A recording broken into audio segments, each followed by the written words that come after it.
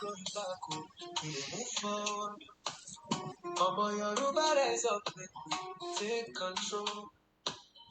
With unity and fire, we go break the chain. No retreat, no surrender again. No going back. Bobo one is strength. Our culture reach our voice. Go loud for hands.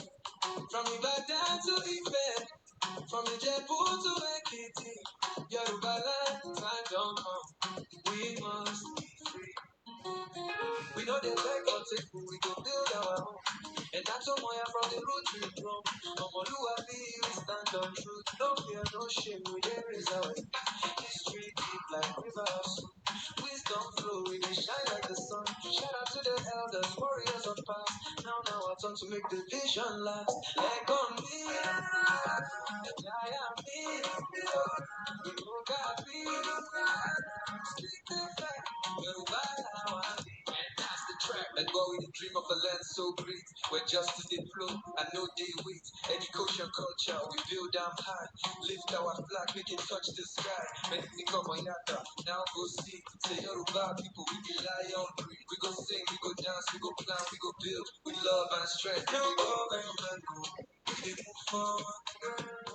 Omo Yoruba rise up, take control. With unity and fire, we go break the chain. No retreat, no surrender. No going back. Over one is strength. Our culture reach our voice. Go loud for from Ibadan to Ife, from Ijebu to Ekiti. Yoruba land, time don't come. We must be free. Yoruba nation, no back. Yoruba people, we rise and rise. Ashe, Ashe, Ashe, Ashe, Ashe, yeah.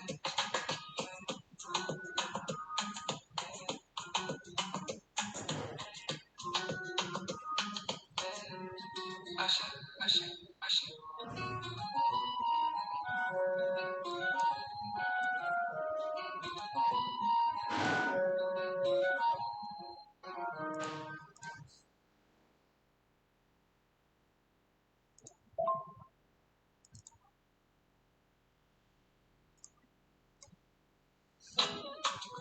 Yoruba nation, awakening time don't come. Stand strong, stand proud, cause there's no going back.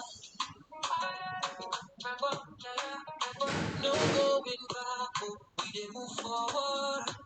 Omo, Yoruba rise up, make we take control. With unity and fire, we go break the chain. No retreat, oh, no surrender again. No going back, oh, Baba one is strength. Our culture rich, our voice go loud for ends. From Ibadan to Ife, from Ijebu to Ekiti, Yoruba land time don't come, we must be free. We know the bed for table, we go build our own. And that's Maya, from the roots we grow. Omoluabi, stand on truth. No fear, no shame, we dey raise our youth. History deep like rivers. Wisdom flow, we dey shine like the sun. Shout out to the elders, warriors of past. Now our turn to make the vision last. Like Bomira, oh, Baba, Mayami Kwami, oh, we move attack. Kudomi Daka, oh, speak the fact. Yoruba Lawani, that's the track. And more we dey dream of what I'm so great. But justice they flow, I know the way. Education, culture, we build our high. Lift our flag, make it touch the sky. Ready to come, I have to now go see. Say Yoruba people, we be lion breed. We go sing, we go dance, we go plan, we go build. With love and strength, make the nation in. We dey move forward. Yoruba rise up, make we take control. With unity and fire, we go break the chain.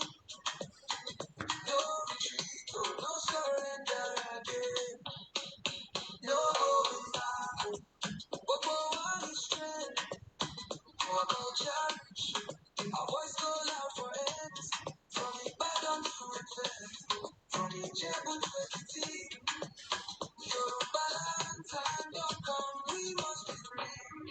nation. Yoruba people. Rise and Ashe, Ashe, Ashe, Ashe.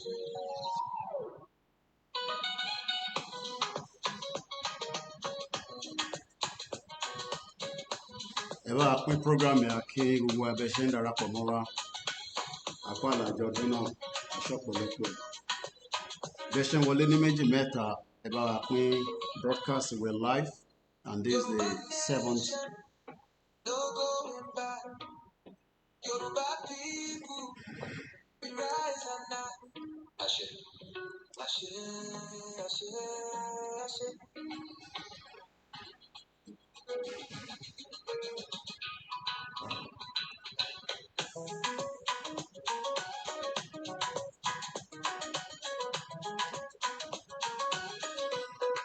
Mo kí ẹ̀ ń tẹ́tí darapọ̀ mọ́ wa pé ẹ kálẹ́ ẹ káàbọ̀ lẹ́ẹ̀kan sí as we going slowly and steady into the broadcast.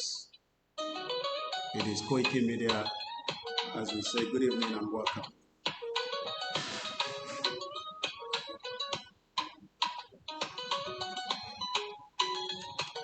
Aki Abawa, the Alan of Ron, the professor, the man that leads one of the biggest movements in the history of mankind. So Mukiwa Kaleo, and welcome back once again to the transmission. We are live and we are also extending our greetings to all those in the diaspora. Àtàwọn tó wà nílé pé mo kí gbogbo alẹ́ nǹkan sí ẹ bá wa pín ètò yẹn bí ẹ ṣe ń wọlé. Koiki is live. Self-determination is still ongoing. Quite a lot of expectation, which is normal. But one thing I want us to understand is that we are up against many that doesn't want Yoruba to be free. And as long as Tabat is in the back of our mind, and we are working according to the leader of the movement, then we are likely to succeed. So I have decided to remind us, Biba Bawano Shiman remind wa, either Dr. Chief Sunday Gbowo, either Professor Adebanji Akintoye, either Kayode Emola, or all the groups, our Mamawa, there is only one option, and that option is the exit. But I want to exit. I want the politicians, and we all know how this game is going to end. Nigeria will break up and it will bring pain to some, but 60 million Yoruba people will be excited. 60 million people will be free from the bondage and the shackles Koikimedia will bring of the global world. And for that reason, they want to hold us back and keep us where we are in the last 110 years. There's nothing to be scared of, and there's nothing to be worried. No matter how you might feel, no matter how your spirit and your body and your soul and your mind, Nigeria will break up. And there's nothing that can stop that breakup. But before it wants to break, Nigeria is also fighting back so that it doesn't break up. And this is where the challenge comes between the 60 million Yoruba people that have determined that the game is up and Nigeria now needs to break. But we have to remember that the enemies and those that doesn't want Nigeria to break are not more than us. And that means we have to do everything possibly best to make sure that the country breaks, because that is the only solution and the problem that millions of Yoruba people and others are facing in the current state of Nigeria. So if you are watching us on the Koikimedia backup, now that we are already live on all other platforms, so fún yín pé kẹ́ join wa lórí our 2 YouTube channel that are currently running as I speak to you right now. The WD76, the Koikimedia, and we're also going to be bringing in a particular channel that is called Rumble.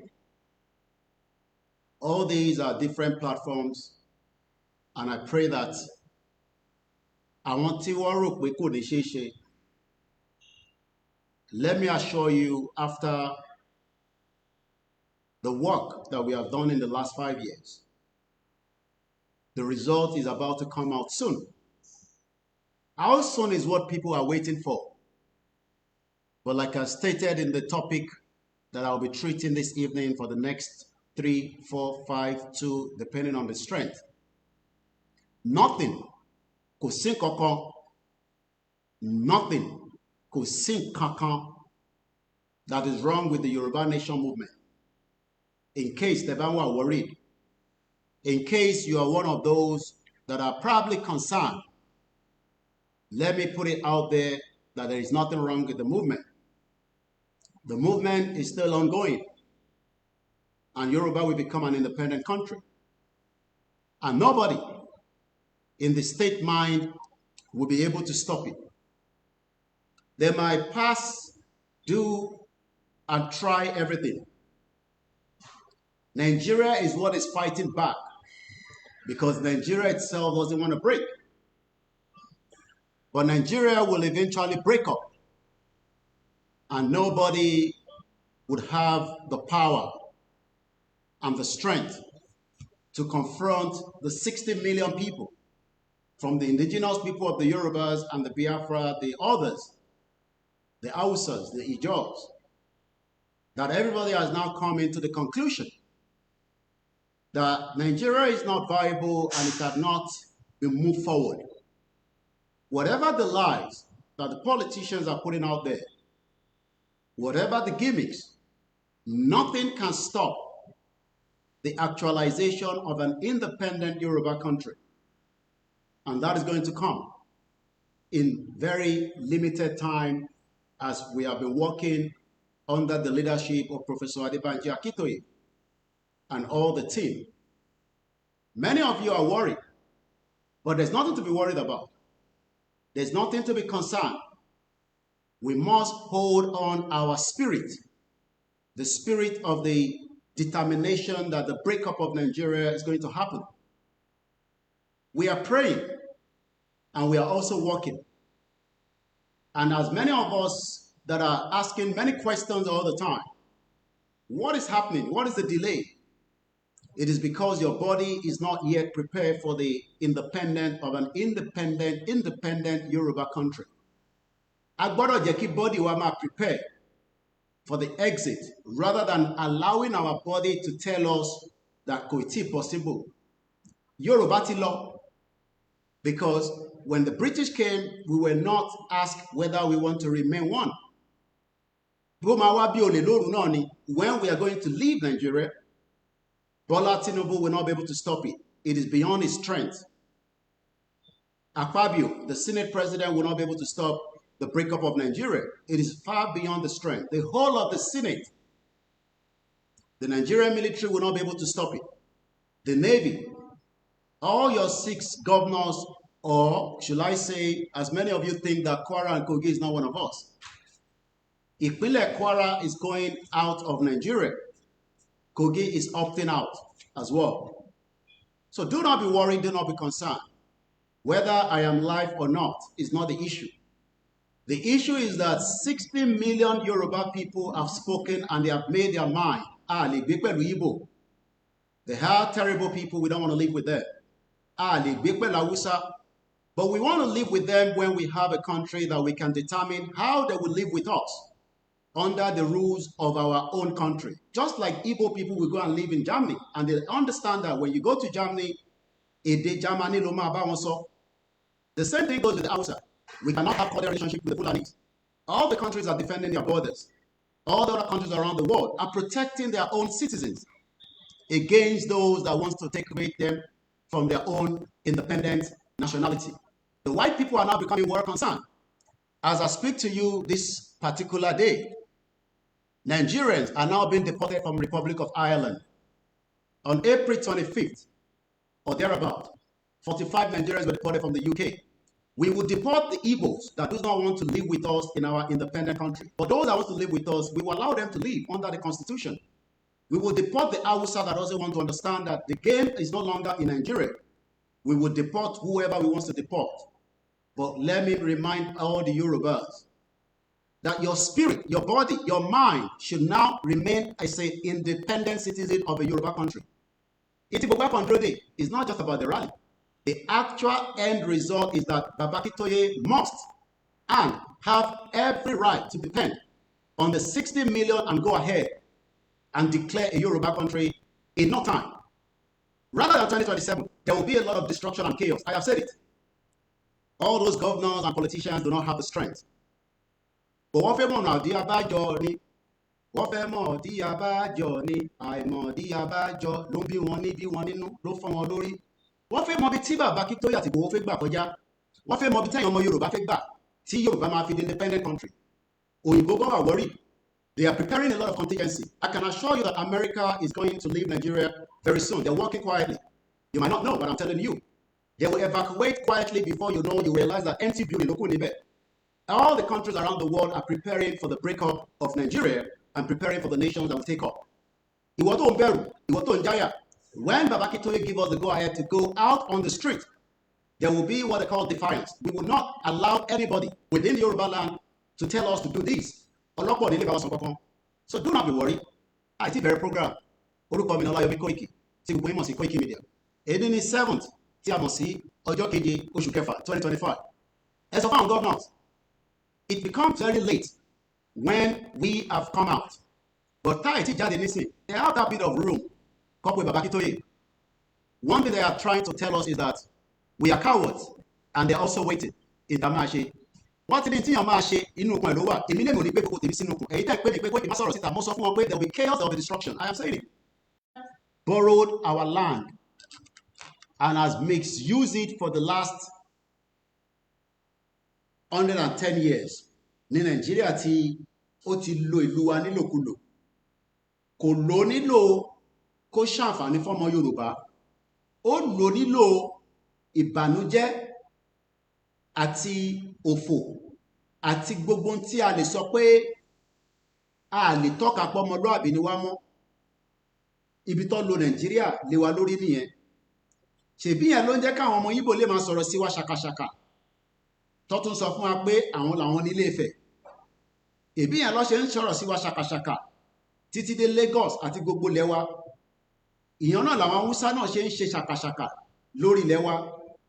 Látara pé gbogbo kìíní àti ọ̀pọ̀lọpọ̀ nǹkan tí a fi ń sọ pé identity wa kò sí nínú Nàìjíríà.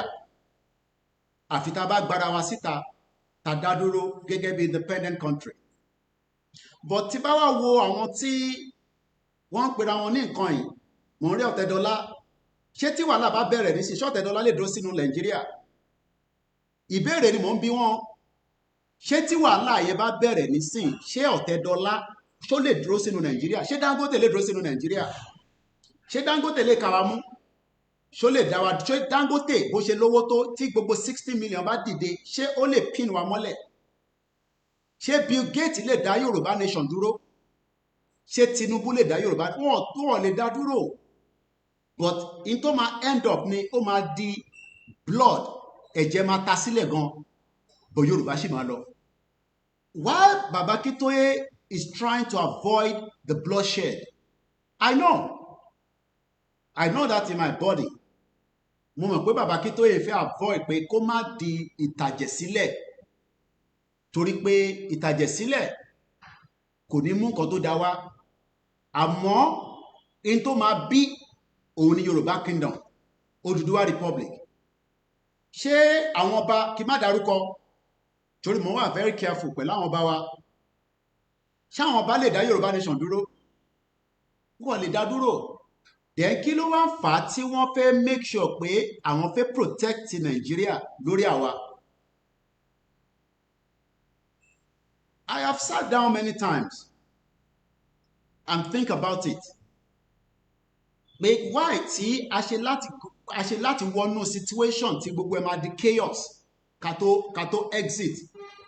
Kí ló dé tí a lè jókòó within the region tó ń pè ní Southwest, àtẹni tó agree pẹ̀lú wa àtàwọn tó agree àti àwọn tó ń ṣe Afẹ́nifẹ́re, kí gbogbo wa ká dẹ̀ sọ pé independent Yorùbá country, kó dẹ̀ make a declaration, kí gbogbo wa dẹ̀ bẹ̀rẹ̀ sí build the country yẹn. But kò ní ever rí bẹ́ẹ̀ o, àfi táwa kan bá sọ fún wọn pé enough is enough. Enough is enough yẹn làwọn fẹ́ mọ bí tí enough yẹn máa gbà jáde. Ọ̀rọ̀ Fúlàní pa wá kọ́ lọ́rọ̀ tó wà nílẹ̀ mọ́. Ẹni tó bá ṣe ń sọ̀rọ̀ Fúlàní pa wá, wọ́n jí wa gbé, ìyẹn lẹ gbé dání. Ọ̀rọ̀ ọmọ Yíbò fẹ́ gbalẹ̀ mọ́ wa lọ́wọ́ kọ́ ló wà nílẹ̀. Ọ̀rọ̀ gbogbo tó bá gbà lẹ́mìí wa pé bí Yorùbá ṣe máa dá dúró, òun ló yẹ kó wà níwájú wa. Anything short of that kò lè mú kankan jáde. Kò sí news tẹ́ fẹ́ report lára Nàìjíríà tó máa mú àtúnṣe wá. Tàbá kàn report àwọn news yẹn àtàwọn tó ń sọ náà, mo kàn fi pé bóyá wọ́n kàn fi ń gbé jáde pé ká lè rí, ká lè mọ̀ ni. Bá reporting any news nínú Nàìjíríà for another 30 years kò ní mú any ìdàgbàsókè kankan wá. Torí pé nǹkan kan tí kò fi ní mú wá ni pé identity wa ó ti wà embedded nínú Nàìjíríà. Intade fi lè yọra wa síta nísìn ni pé ká pull out, ká lè rí identity yẹn, ká lè fi wá máa fi ṣe gbogbo nǹkan tó ń wá ṣe gẹ́gẹ́ bí ọmọ Yorùbá. But a ti wá rí pé bí bàbá wa àṣà, bàbá yẹn ní ta bá ń dúró de pé ká unite ká tó lọ, à ń tọra wa àlọ́bì kankan. Ta bá ní a fẹ́ unite gbogbo ọmọ Yorùbá pátá, pé lágbàtà bá ti wá ṣe unity tán ká wá tẹ̀síwájú. Kò ń ṣe pé nǹkan máa bàjẹ́, nǹkan ti bàjẹ́ already. Ẹni tó bá ní nǹkan ìtì bàjẹ́ níbi ta délé ní after 110 years, because a lè máa mú Nàìjíríà láti independent, a gbọ́dọ̀ mú láti 1914. That means pé a ti gbé pẹ̀lú ra wa for 110 years, kò dẹ̀ tí sí in tó ń pè ní identity wa tí wọ́n respect lórí ilẹ̀ wa. Àwa náà lè má respect identity wọn lórí ilẹ̀ tí wọn, but lórí ilẹ̀ tí a mọ̀ pé àwọn kan ló jà fún, títí ta fi lè máa sọ nísìn pé the Yoruba people. Mo bá fídíò kan pàdé tí bàbá wa professor tí wọ́n ṣe pẹ̀lú brother mi Ọmọlúkà 4 years ago. Ó kàn pọ́pọ̀, máa extract ẹ̀ jáde nísìn. Nígbà tí mo wá tún fídíò yẹn gbọ́, mo wá realize pé táwọn kan bá ní kò ní tí ì ṣe nísìn, ẹ jẹ́ ká ṣe sùúrù díẹ̀ sí, ẹ má ẹ̀ka ìtí lọ, ẹ jẹ́ ká get it right, is a delay tactics just to keep Nigeria alive. In tó lè mú kí Nigeria kó lọ sílẹ̀ lálẹ́ òun ni pé tí Baba Akintoye bá jáde kó declare Yorùbá nation. Tí Nigeria bá ti di pé a gbọ́ Nigeria mọ́ létí wa, tí à ń gbọ́ pé Yorùbá independent country ló wà lórí ilẹ̀ wa, then the game has changed. But bàbá ń lọ ní ètò gẹ́gẹ́ bí Ọlọ́run ṣe fún wọn ní làákàyè. Wọ́n ń tò ètò yẹn láti 5 years And the 5 years has been fantastic. And nobody can ever say that bàbá yóò tí gbé Yorùbá débi tó yẹ kó dé. But àwọn tí à ń rò kó yá wọn máa fọwọ́ kún bàbá, wọn ò ní fọwọ́ kún bàbá. Ọmọ Yorùbá tó yẹ kó fọwọ́ kún bàbá pé kí iṣẹ́ yẹn lè tètè yá, òun náà ni president Tinubu. But Tinubu already mo kí mọ́ sí mi dáadáa. Ẹ má bínú pé mo ṣe pàṣá níbẹ̀ yẹn, torí pé tí ìyá Yorùbá tó bá pé ìyá ìgbà tí ó bí mi, ó discharge mi pé ẹjù nù. Torí àti ráwọn ọmọ tó ń bí nísìn ní Ìbàdàn ní last month, ọmọ kékeré wọ́n bí wọ́n jù nù. Tó bá pé ìyá ìbí mi náà nígbà tó bí mi ní May 31st 1978, o lè má mọ̀ tẹ́lẹ̀, 47 years old. Àgbà ti dé, èmi náà ṣe ọmọ kékeré mọ̀. I was born in 1978. So wọ́n expect mi pé kí n gbọ́ sí àwọn tó wà lókè, àwọn tí wọ́n wà lókè tó ń pín àwọn ní governor, tí wọ́n mọ̀ pé ọmọ 47 years old àti 60 àti bàbá 90, àwa mẹ́tẹ̀ẹ̀ta yẹn, bàbá wa ń bá gbogbo wa sọ̀rọ̀. Bàbá, ṣé gbogbo wọn ta ló ju bàbá Akíntóyè lọ nínú gbogbo àwọn tá à ń sọ yìí? Ṣé Tinubu ju bàbá Akíntóyè lọ? Ẹ wo Tinubu bó ṣe rí nísìn. Ṣó lè dá rẹ̀ gbé?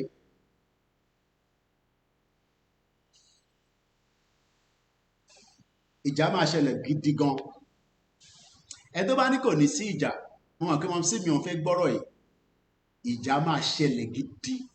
In tí kò fi ní sí ìjà, òun ni pé àwa 60 million ta accept pa fẹ́ lọ kárẹ́dì láti defend ẹ̀ tí bàbá Akíntóyè bá ti fún wa ní all go and the green light.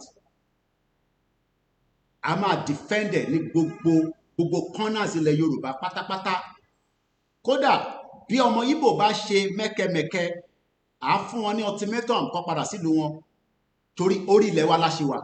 A ní right láti ṣe gbogbo tó bá wù wá in the first stage of preparing to get independent country. Tá bá gbà tán, businesses wọn á wà níbi tó wà.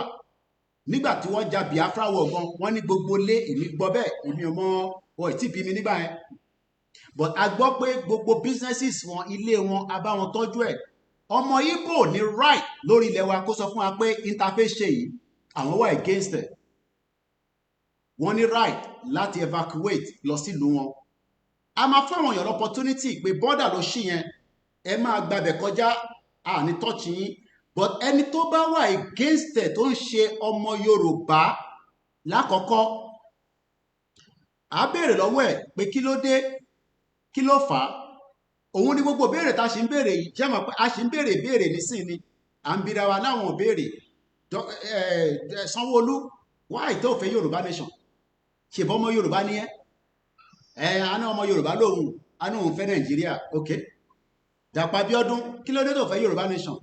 A ní òun fẹ́ Nàìjíríà, ká sì ṣe Nàìjíríà, ó dáa. Now, that means pé àwa àti àwọn tí wọ́n náwọn fẹ́ Yorùbá nation, a máa bára wa jà. Ẹ lọ kọ̀ yẹn sílẹ̀. Ẹ lọ kọ̀ yẹn sílẹ̀. Ṣẹ̀rá àwa àtàwọn tó náwọn fẹ́ Yorùbá nation yẹn, a máa bára wa mú kan lẹ̀. Ṣẹ̀wárí táwa méjèèjì yẹn bá ti jọ mú kan nílẹ̀. Ṣẹ̀wárí àwọn ẹ̀yà tó kù, àwọn máa wá sit back pé lóòótọ́ àwọn tó náwọn fẹ́ Yorùbá nation yìí kò ń ṣe tẹnu. Bọ̀ bàbá Akíntóyè ò tí fẹ́ kí ó dé stage pé àwa àtàwọn yẹn máa bára wa jà. Àwọn tí mo dárúkọ yìí, ìyẹn ni bàbá yẹn ṣe ń fún wọn ní as many reasons pé ẹ má jẹ́ kí ọ̀rọ̀ yìí di ọ̀rọ̀ in tó ti ṣẹlẹ̀ tẹ́lẹ̀ rí, because kò ń ṣe Nàìjíríà nìkan ti kọ́kọ́ ṣẹlẹ̀ pé wọ́n break, and Nigeria will not be the last country. Bẹ́ẹ̀ni, it is not possible to wait for unity before asking for Yoruba nation. Ẹ ṣé gan ni. If anybody is waiting that we have unity, Kimba, Yoruba, Shawọn, Adeyinka grandson, Yoruba conservative, Yoruba Arewa, àbí Yoruba Afẹ́nifẹ́re rather. Àwọn yẹn tẹ́ ń sọ pé àwọn kan impeach Tinubu. instead kó dá orúkọ mọ́ wa wọ́n ní kó impeach Tinubu. Èmi ọmọ bí tó ti máa impeach Tinubu and many others like that.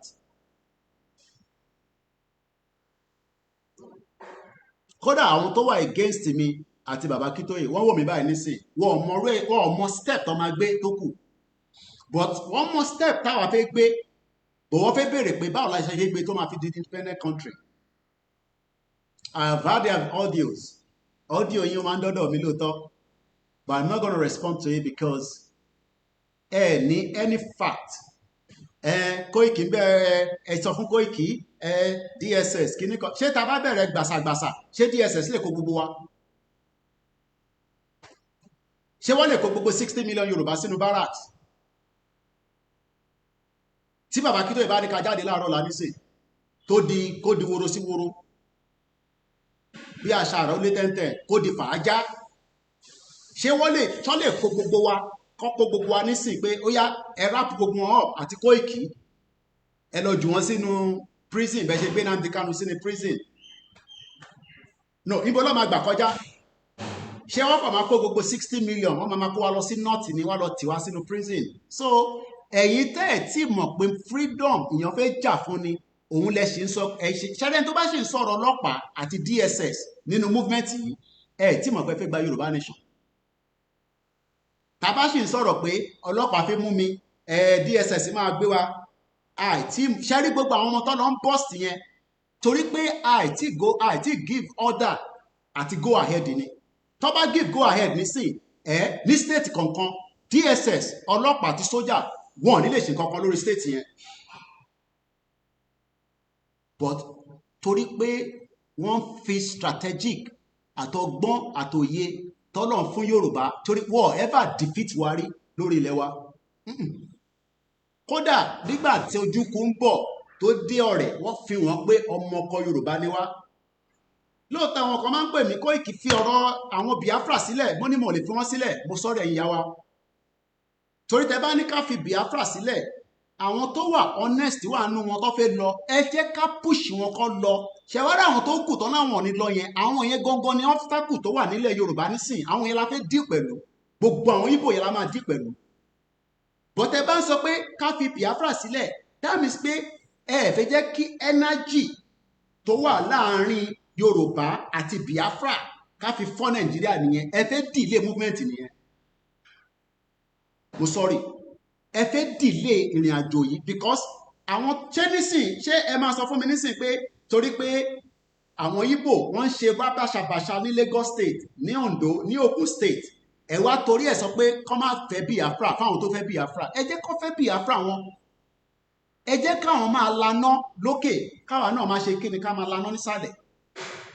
Bọ̀tẹ́ bá ń sọ pé torí pé a fẹ́ gba Yorùbá nation má máa sọ̀rọ̀ Nnamdi Kanu má máa sọ̀rọ̀ Simon Ekpa torí bọ́ ṣe mú Simon Ekpa torí bọ́ ṣe mú Nnamdi Kanu torí pé ọ̀rọ̀ yẹn ò tí ì débi tó yẹ kó dé nì.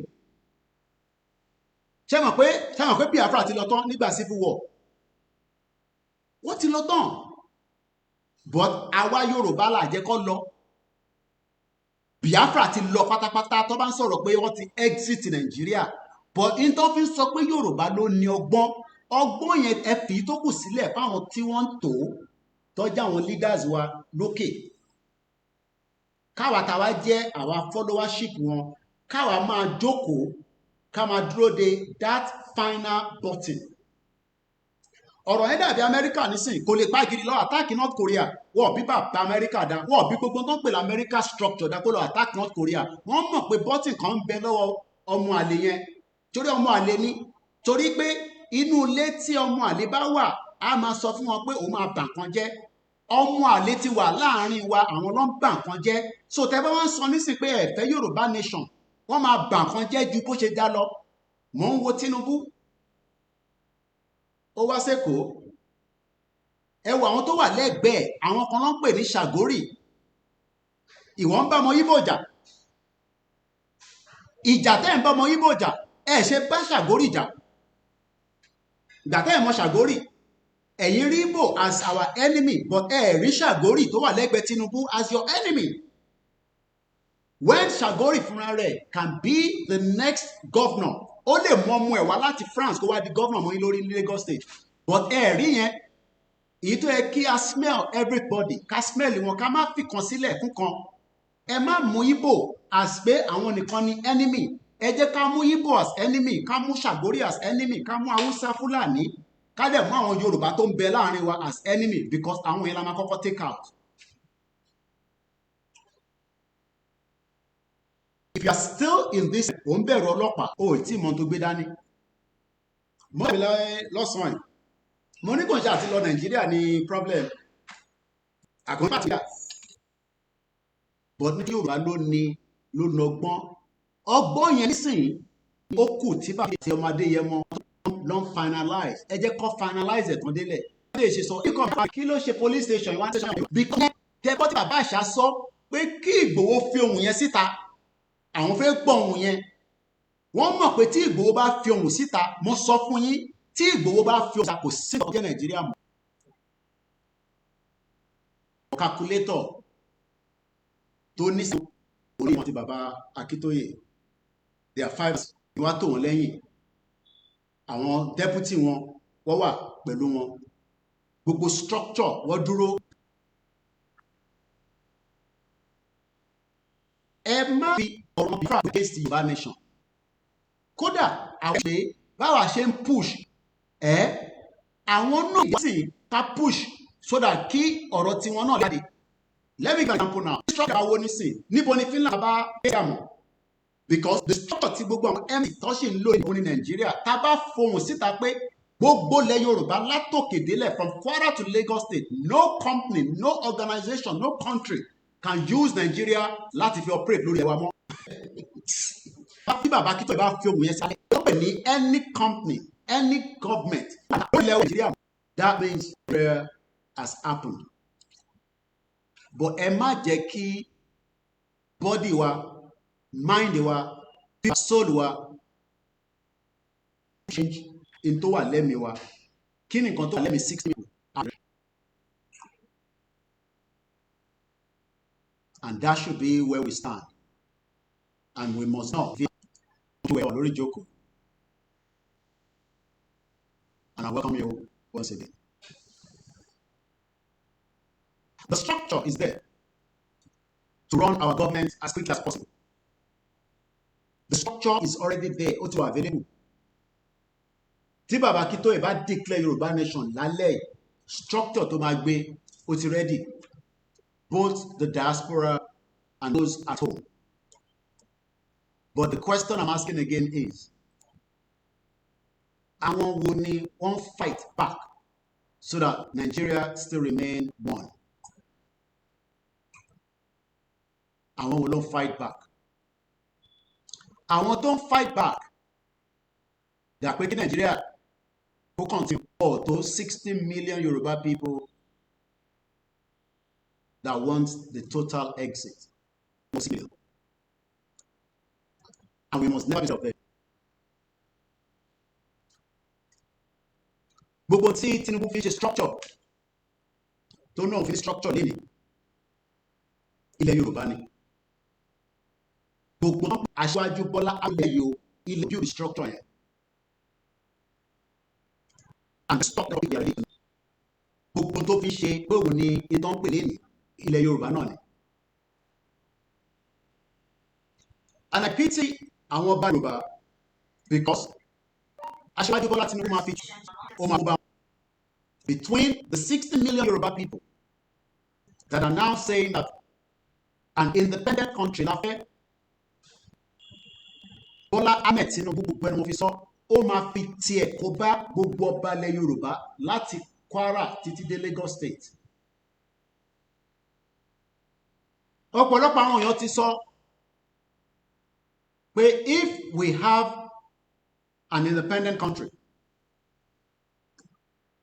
and it becomes bloody, kó tó di pa àgbà, the chances that our kings will survive it is very, very limited.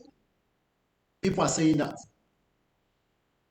I believe that gbogbo àwọn ọba tó ń pẹ̀pẹ̀nu tó ń ṣe bí ìgbà tó jẹ́ pé ọ̀rọ̀ tá gbé dání kò ní any important. I can only say to them kó padà sínú chambers wọn, kó accept now that 60 million Yoruba people do not want to be part of Nigeria anymore. I want them to go back, kó padà sínú chambers wọn, nínú àwọn palaces wọn, kó jókòó pẹ̀lú àwọn tó jẹ́ àwọn team wọn, because ọba kankan ní palace kankan lọ́nà àwọn tí wọ́n jọ ń sọ̀rọ̀ tó jẹ́ àwọn caucus. Kó bẹ̀rẹ̀ sí ń rò pé ǹjẹ́ bàbá Akíntóyè tó ń sọ nísìn pé ká gbéra ńlẹ̀ táwọn dẹ̀ sì fẹ́ defend Nigeria, kí ni ó máa ṣẹlẹ̀ if they refuse to accept the truth and nothing but the truth?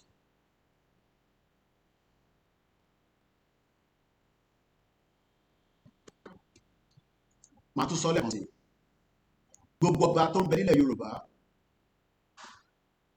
we plead, ẹ má jẹ́ kí Tinubu kó fi yín sáàárín àwa 60 million Yoruba people against ẹ̀yin ọba wa, because that's exactly what Tinubu is doing right now. Àwọn ọba ń try láti wà on the side of Tinubu than Baba Akíntóyè. We know that already. Majority of them, bí àwọn few ló kọ́ wà lẹ́yìn Baba Akíntóyè. But tá bá wo àwọn tó jẹ́ àwọn the major ọba, without mentioning their names, tá bá wo list wọn, kò sí kankan tó wà lẹ́yìn Yorùbá nation. But the same set of àwọn ọba yìí, gbogbo wọn ló wà lẹ́yìn Tinubu, because they speak on behalf of Nigeria. Ọba tó bá dẹ̀ ti ń sọ̀rọ̀ on behalf of Nigeria, níbi tí adé tí information ti wà níta nípa ìran Yorùbá, then we remember that these are our number one enemy as well. Àwọn ọba yẹn, they are number one enemies. Tinubu play politics with the lives of 60 million Yoruba people, and we need to stop that now. I gotta challenge Tinubu.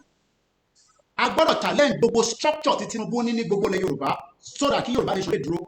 Gbogbo tó ń pè ní structure pátá, we must now challenge it, because it's not ready to listen. Gbogbo structure tó ní from Lagos all the way down to Kogi State to Kwara State, we must challenge it with whatever we can.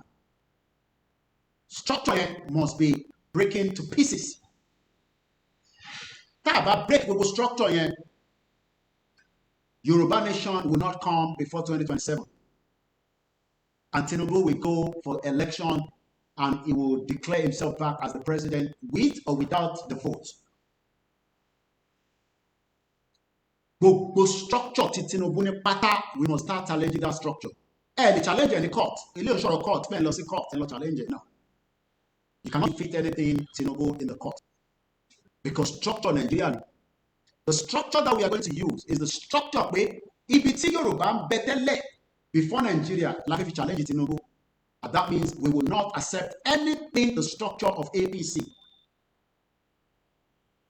Gbogbo structure tí APC bá ní pátá ní gbogbo ilẹ̀ Yorùbá àti PDP, we must take it out, because àwọn yẹn gangan ni obstacle yín going forward into 2027. We can see them. Gbogbo àwọn ọmọ video, àwọn politicians, every now and then they're coming out, continue to tell Yoruba people the lies of the same British. This is now the time to confront them. We need to confront them now, and we cannot delay it, because tẹ́ ẹ bá confront wọn, kí gbogbo àlọ́ sọ sílẹ̀, election máa ṣẹlẹ̀ in 2027 and nothing is going to happen.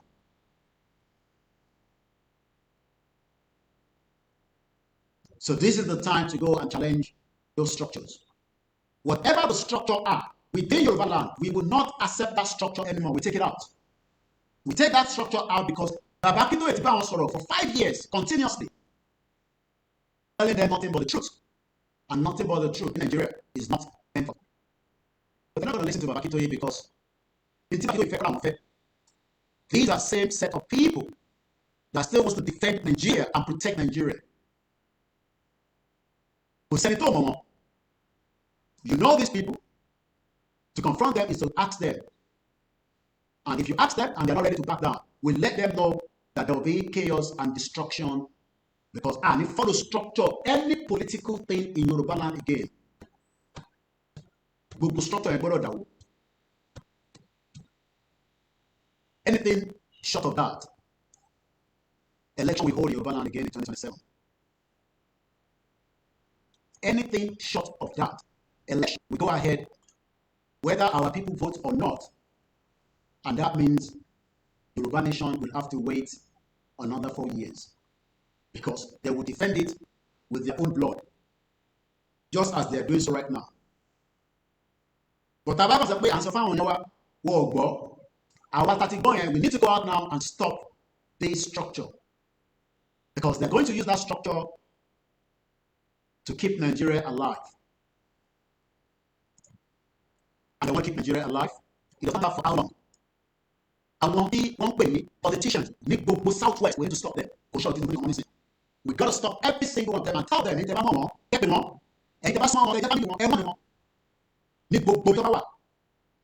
the Yorubas, are not going in line with your structure anymore. Ethnic privilege in democracy for 26 years. Failed country for 110 years. That's more than enough to end the structure and set the bottom. And that is what we need to do. And we need to do it very fast, without any delay. The longer we delay it, the more Nigeria will continue to break. And the more Nigeria is breaking, the more the lives of our people will still be backwards with the fake identity. We have to be aggressive to get our country. Very, very aggressive. If you are not aggressive to get our country, then what are we going to be aggressive for? Mokimisa Abiodun George, Aluka Adebola Muke, Olariwaju Taiwo, Peter Olade, a very good evening and welcome. Oluwaseun Itunu, Aki Grama, Aki Sheye, Aki Mukisa. Please share the program. Yoruba nation is not just one on social media. How did the structure? This is the game. Tibuati hour within the Yoruba nation. We must start preparing even before the announcement of the rally. I know the rally is going to bring Yoruba nation. I know that. I know that many of you know that as well. Because it's a rally baby only Yoruba nation.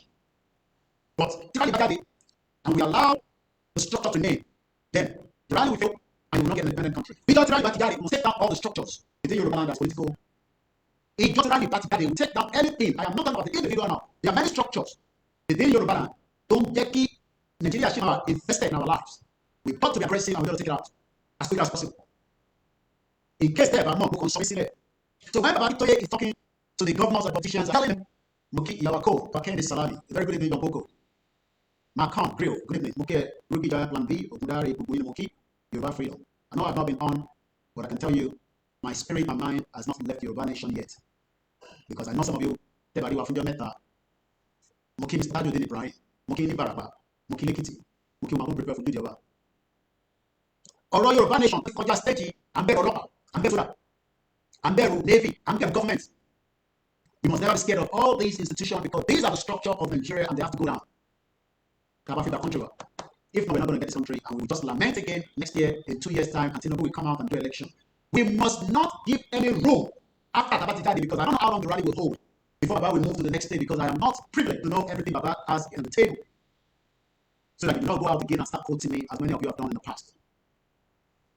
I am just giving us what it might take to build our country. Having a country, you will not have to wait for the white people that have already destroyed that same identity for 110 years. Britain is not going to back Biafra and Yoruba. These are the two most powerful tribes, indigenous people, that can now bring down the structure of Nigeria. But our paper Iboja, that are the Biafrans, because we don't want them. But there are some Igbos that are still also keeping the same structure of Nigeria. So, hey, blame people, you will blame your own people. You got to blame your people. You cannot continue to blame the Igbos when your own people are still want to keep Nigeria as well. Those are the structure you got to take down.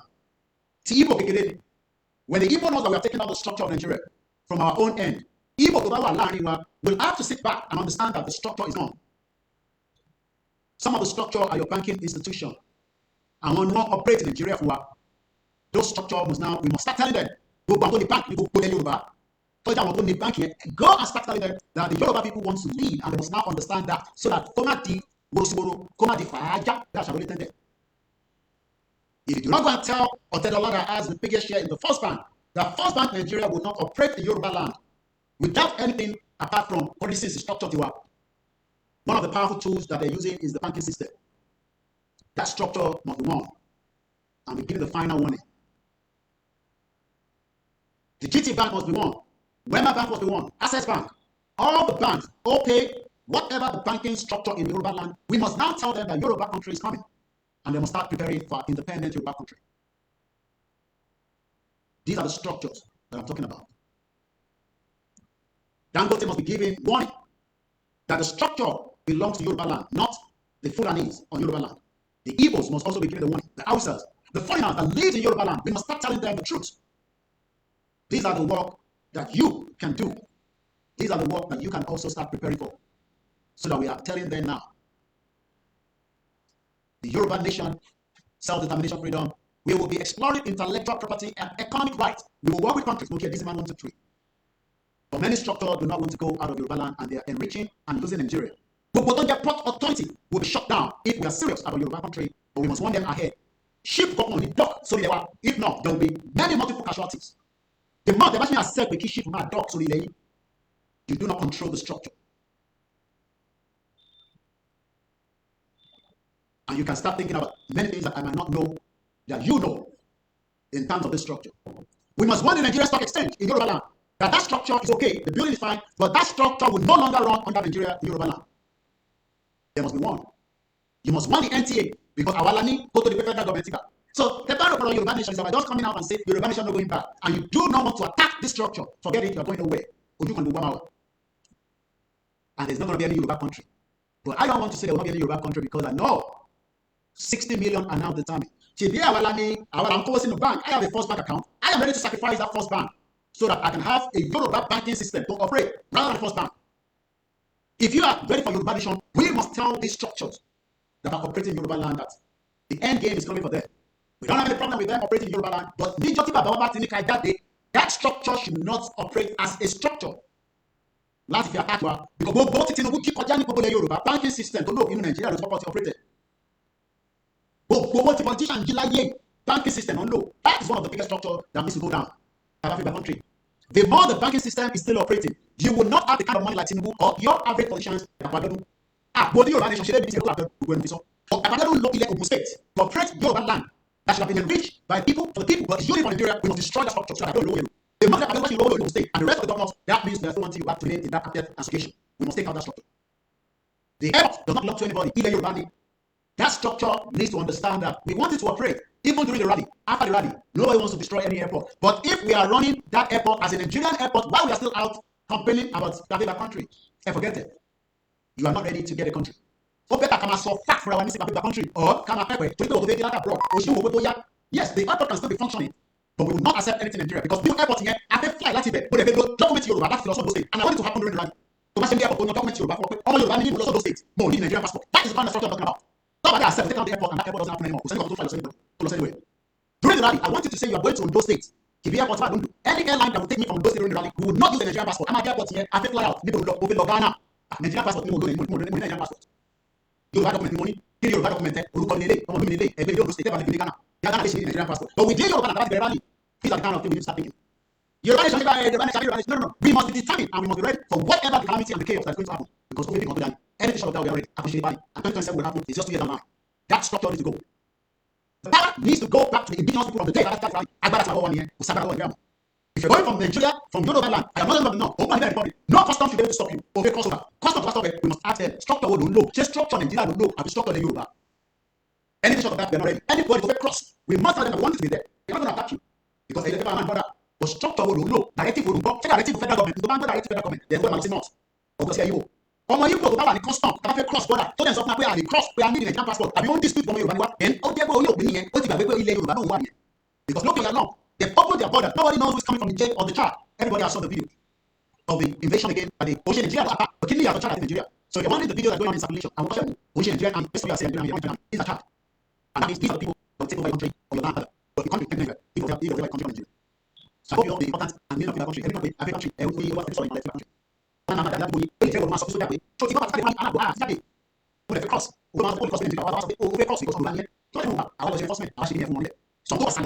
The moment we are out of rally, we must understand that that's country. So go away, but I'm right now. I'm not to take another country. That's what I did. That's what I did. Whatever. I did 2 years, 5 years. So we stand there. You 60 million people still there. Because we need to deal with structure to anyway. You deal with that structure. Structure is not going to be. That's structure without this. That's the kind of thing I'm telling you to pray for. tí mo gbé ó lọ structure Nàìjíríà pátá fún mi àbẹ̀rẹ̀ ṣé àlọ́ bá mi ṣòro. Okay, when you go to Chad, when Mali, as Mali to Chad in Nigeria, these are people that are coming. And they're coming very fast. If we leave them, they will invade your land. They will take your people. And the Nigerian military can no longer protect us.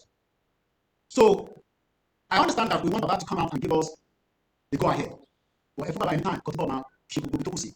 Because in Tiba, all of it defeat, she will not have to defeat one. Because you are not defeating.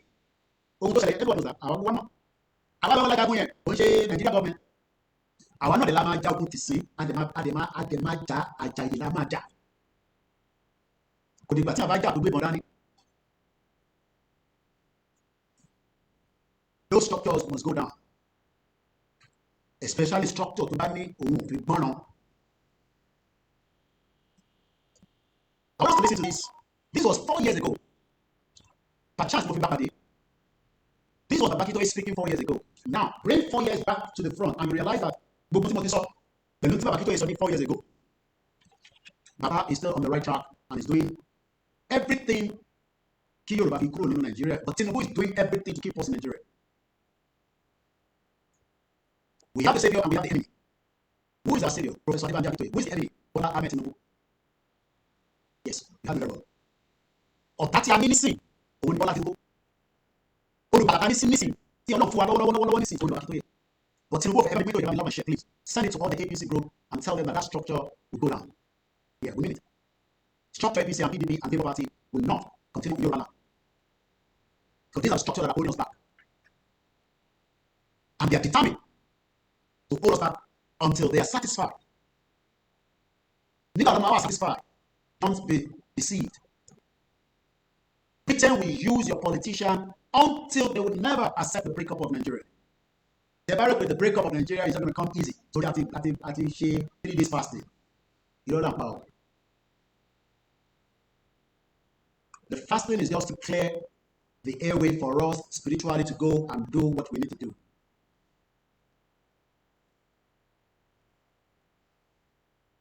This is the time to face the reality.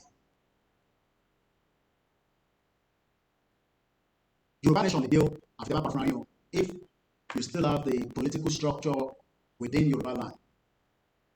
How can we have 230 people and only 78 have just thumbs up? It means that we have enemies within. If you are not an enemy to this Yoruba independent country, you will not just watch, you will have shared this broadcast to all your contacts. And you will also do a thumbs up and you will comment. Because that is part of the structure.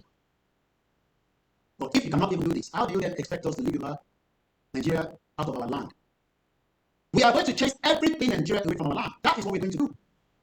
But Nigeria, I think it accept it because nínú ilẹ̀ yìí lòun ti ń ṣe ọ̀rọ̀ ajé òun rẹ̀ ready pé kóun lọ òun máa make sure pé gbogbo tẹ́ bá ti sọ lòun máa tẹ̀lé.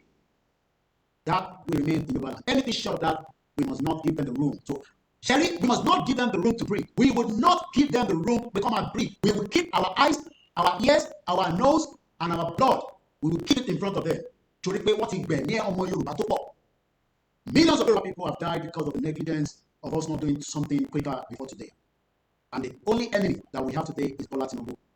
Bola Ahmed Tinubu from Osun State that claims to be a Yoruba man is the only enemy that Yoruba people have today that doesn't want Yoruba people to have an independent country.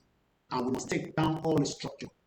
The structure to from Bodilon to TVC to anything that we can think of, which is more important, the APC structure in Yoruba lands go down.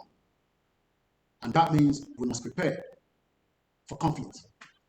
Because those that are within that APC in Yoruba land do not know that Tinubu is using them against 60 million Yoruba people for their true identity. Because if it actually more identity, Tinubu nobody knows who is this man called Tinubu. Who is Bola Tinubu? Can Tinubu give us his full background like I can give you my own full background? That means we will not sit back. We will destroy everything that is the structure of Tinubu according to when Babakito tells us to go out. We will not give them any room anymore in Yoruba land.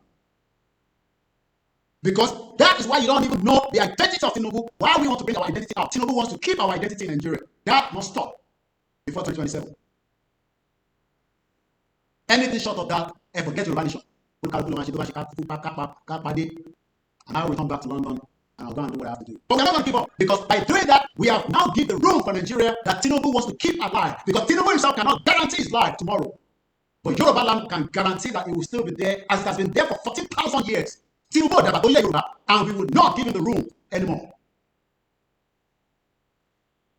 Tinubu dàgbà tó ilẹ̀ Yorùbá, our generation Tinubu dàgbà tó ilẹ̀ Yorùbá, and we don't even know the true identity of Bola Tinubu that will now tell us that he will take us out again into Nigeria 2027. That structure will be destroyed. The structure here will be destroyed if they are not going to align with Yoruba nation. Anything short of that, I forget the Yoruba nation. I got something to do. Going forward now, we will not sit back and allow you, because our more identity will not put anything away. Àwọn tá jẹ́ ọmọ nílẹ̀ gbọ́nsẹ̀, àwọn gan ló yẹ ká máa bèèrè lọ́wọ́ Tinubu pé a ní Tinubu fúnra rẹ̀ gan, because Tinubu kọ́ ló wẹ̀. How can we sit back and allow this man that nobody knows his true identity to now keep our own true identity again in Nigeria? That must stop. So ìjọba mọ this family of Tinubu that nobody knows true identity. Èyí tí Tinubu lo family name yìí, ẹ má kí Tinubu fi tẹ̀kọ́ bá yín. Ẹ má jẹ́ kí Tinubu tí àmọ́ orúkọ gangan, ẹ má jẹ́ kó fi tẹ̀kọ́ bá yín. Ẹ pè tí sì pé Koiki ti sọ̀rọ̀ pé a máa make sure pé àní gbà fún Tinubu go forward. Tó a máa ka gbogbo wa, but going forward we will not allow him. We will shut down the whole money system that Tinubu is working in Britain and France. We will not give them room anymore.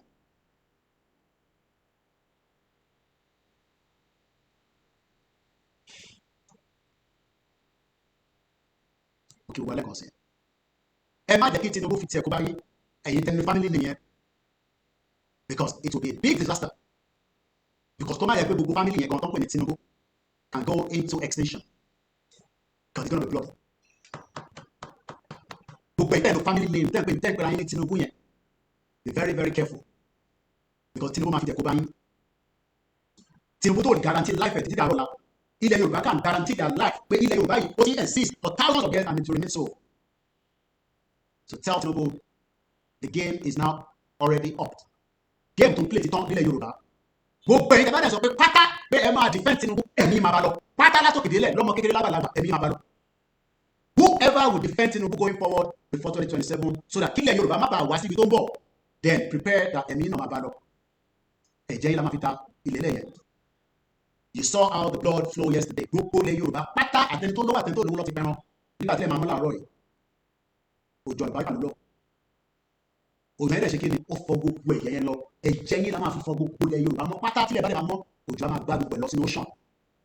Ẹ má jẹ́ kí Tinubu kó bá yín, gbogbo ẹ̀yin tẹ́ ẹ sọ pé ẹ fẹ́ràn Tinubu. Gbogbo ọmọ Yorùbá pátá ni mò ń bá sọ̀rọ̀. Ẹ má jẹ́ kí Tinubu sọ fún wa pé Nigeria going forward 2027 there will be disaster and chaos across Yoruba land, especially if they defend it. Don't try to defend this enemy of Yoruba land. Ọ̀tá Yorùbá ni kò need more than 4 years to have given us a full independent Yoruba country. But ọ̀tá Yorùbá ni because kò ní identity. Ọ̀tá lẹ̀ Yorùbá ni Tinubu, gbogbo ẹni mo fi sọ, because ìdí tí kò ṣe ní identity náà nìyẹn, because tó bá ní identity ni orúkọ bàbá ẹ̀ máa lò títí di wákàtí.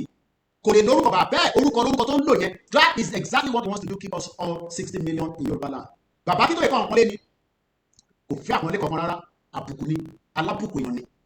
Ọlọ́run ti kẹ́, Ọlọ́run ti fún ní gbogbo tó fẹ́. In tó kù pé kó ṣe fún ọmọ Yorùbá nísìnyí pé kó fún ọmọ Yorùbá 60 million independent country. Kò ṣe pé kó tó máa sọ 2027. 2027 will renew Nigeria again, and we will not and must not give room for that. If not, your life will remain worst, because Onira identity. Tinubu is the enemy of Yoruba land. And anything that is the enemy of Yoruba land must be taken down. Whatever the structure that they have built, Tinubu accept Yoruba anything short of that, Tinubu must expect chaos that will come to his head. And this is the firepower that we have in our hands. Agbára tó wà lọ́wọ́ wa nísìnyí, agbára láti break down gbogbo tó ń pè ní jagaban structure nílẹ̀ Yorùbá. Torí ọ̀tá ilẹ̀ Yorùbá ní Tinubu. Tó bá ní the number one enemy lẹ́ni, òun ni ó ń confuse àwọn ọ̀gá ilẹ̀ Yorùbá tí wọ́n lè fi gbó sókè. Tinubu ló wà behind it. Òun gangan ní the obstacle tó ń destroy gbogbo ilẹ̀ Yorùbá lẹ́ni for his own agenda to keep Nigeria for Britain and France and all the criminal European countries. The longer Nigeria is alive, the better for them. Agbọ́dọ̀ lo gas, the oxygen rather. Oxygen to Nigeria been breathing, agbọ́dọ̀ gbọ́n yọ. Moving forward, anything short of that Don't worry about me. Worry about yourself and your family. You don't solve what you should worry about yourself because your identity is no longer yours. Don't worry about me. But I am worried as Baba Akintoye and Igboho and the rest of the team that are working that 60 million Yoruba people must now be free and be free for the rest of their life. We are not fighting Tinubu, but we are telling him. Just as Baba Akintoye told him last month with the letter. We keep Tinubu to lẹ́ẹ̀kan sí o. Pé Agaba rò lẹ́ẹ̀kan sí rò dáadáa. Má jẹ́ kẹ́mi kankan tó jẹ́ fọ́rínà kó tún di ẹnu mọ́. Ọlọ́run fún ẹ ní ìkẹ́ àti ìgẹ̀. Tọ́ba ní ẹni tó gbádùn jù láyé yìí. Tàbá ti mú Ọbásanjọ́, then we should start talking about Tinubu. MKO did not have that privilege. Ohun Ọlọ́run ló gbé Tinubu síbẹ̀. Kò ń ṣagbára ẹ̀. But ní dúró pé kí Ọlọ́run wá ṣiṣẹ́, àwa la máa ṣiṣẹ́ yẹn tàbá ti jáde fúnra ní. We'll shut down everything like I said. I've said it all the time. Tẹ̀bá dúró pé Ọlọ́run máa kó sínú Tinubu, Ọlọ́run lè kó sínú Tinubu because àṣetánì èèyàn ni. Torí èṣù, ọmọ èṣù lèmi, a lè gauge Tinubu pé èṣù. But àṣetánì, the devil in him is not going to give you a vanish. If anybody thinks that this evil man, tẹ̀ wò arákùnrin, in country. If anybody thinks that Tinubu is going to give a Yoruba country, but this man don't pay the Bola Tinubu or Tale Yoruba because gbogbo structure tí bàbá Awólọ́wọ̀ fẹ́ kò fẹ́. Àwọn ibi tó ti ṣọwà. I am not sure he's a Yoruba man. Tó bá jẹ́ ọmọ Yorùbá gidi kò sọ̀rọ̀ ìfẹ́ pa wàhálà sọmọ nísìnyí kí n kàn ìpele nípa tábà gbàdé wa transformation máa dé 6 months lágbàdo àkọ́kọ́ ní káwọn máa gbé àgbàdo àti cassava káwọn ẹ̀tẹ̀ kọ́kọ́ máa jẹun. Àkọ́kọ́ feed ara wa olúkálùkù ayọ̀ ara ẹ̀wọ́n ní good health. Àwa bẹ̀rẹ̀ sí àwa fold shoulder wa olúkálùkù wa bọ́ sí ibi tó fẹ́ bọ́ sí to build the economy of Yoruba land. But for now you cannot be talking about going to build an economy when you have the obstacle. Don't pay the Tinubu. Is the obstacle. And that obstacle, as long as it's still there, lóòótọ́ Ọlọ́run lè ṣe yanu kí ni àtọ́ náà lè ṣe kò lè kó sí Ọlọ́run lè kó sí Tinubu lé pé tó máa fún ní country and you cannot pray for his death now because it will bring Shetima into the power. So ìyanu tó kù ni pé kọ́lọ̀ fún bàbá wa Akintoye strength at his age at where he is right now to go further and do the needful for the 60 million Yoruba people without any more delay. Baba needs to go forward and Igboho must give him that endorsement so that kí ohun yẹn lè jáde. The two of them are the only one that we are waiting for. Àwọn méjì tá à ń dúró dè náà nìyẹn. Ohun olóyè Igboho àti ohun bàbá Akintoye. 60 million people are waiting for them to give their voice out. 60 million Yoruba people are waiting for Igboho and Baba Akintoye. In Donda, we were doing this in here. So, kàkàkà channel àdúrà wa lọ sí the devil. Don't pay Tinubu. Let's channel our energy. We keep Baba Akintoye àti Igboho. Kọ́lọ̀ fún wọn ní ìmánì láti fi fún yẹn síta. Kó wọn yẹn kó má pẹ̀lú bó ṣe yẹ lọ́wọ́.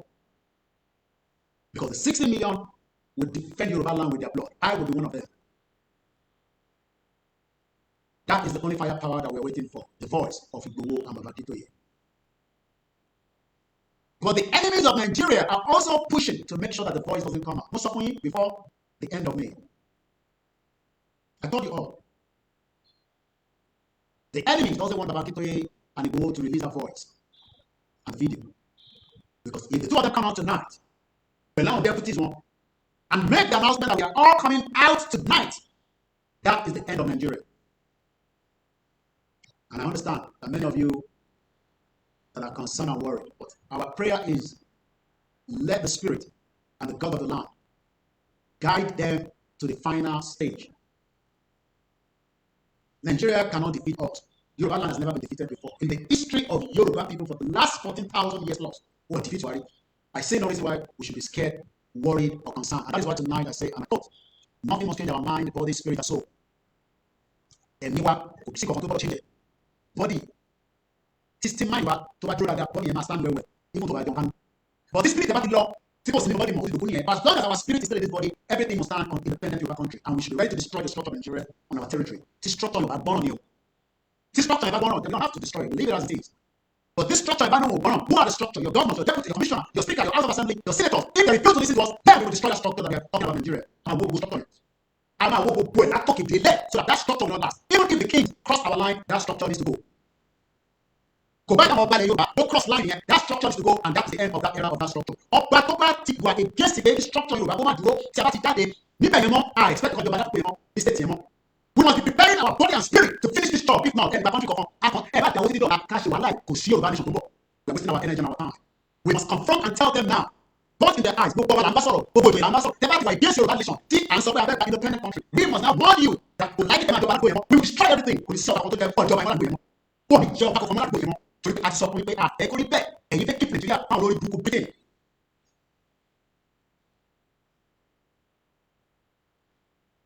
And that is what we should prepare our mind for. But if your mind is still having sympathy with the Nigerian structure, if you country, Nigeria needs to go down so that Yoruba country can be built. You cannot have two drivers riding the vehicle. Nigeria has driven Yoruba indigenous people for too long, and it has not brought anything more than chaos. That we will structure to bring Nigeria together. Structure to bring Nigeria to 1914. Although structure and that is why we are where we are today, after 110 years. Most of our people do not even know the left and the right. So Nigeria needs to be destroyed so that Yoruba indigenous people can go forward. Let's see for and come again. My name is OLAYOMI KOIKI. Share the program, send it to people, send the Labour Party. INEC is one of the structures in Yoruba land. It will go down. All the INEC offices in Yoruba land, until they accept we can convert the city Yoruba INEC moving forward, then that structure needs to come down. Those are the structures that are keeping Nigeria together. Okay, our back end team. Let's listen to this and coming back.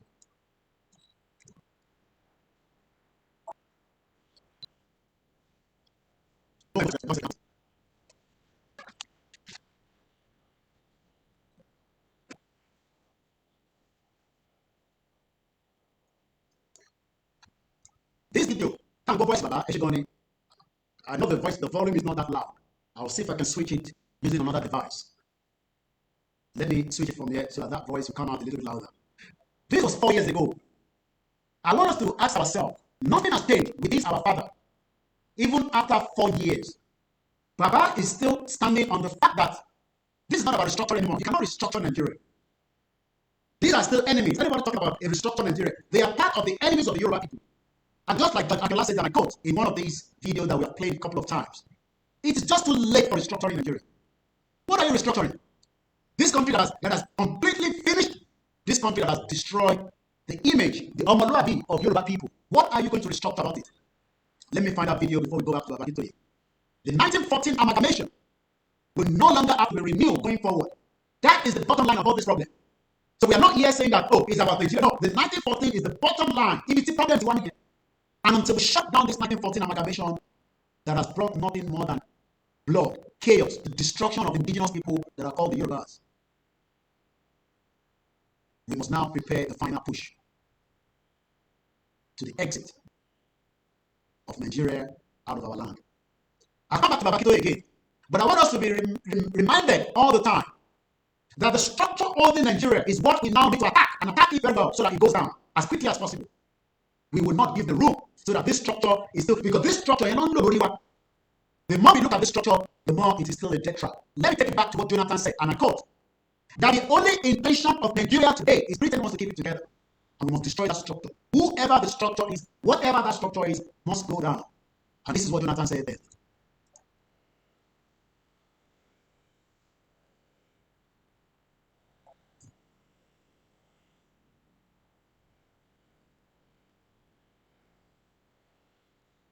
But it doesn't help us to have a conversation. These criminal politicians use Nigerian structure, just like Tinubu is doing right now. How long do we need to continue to wait for these criminal politicians?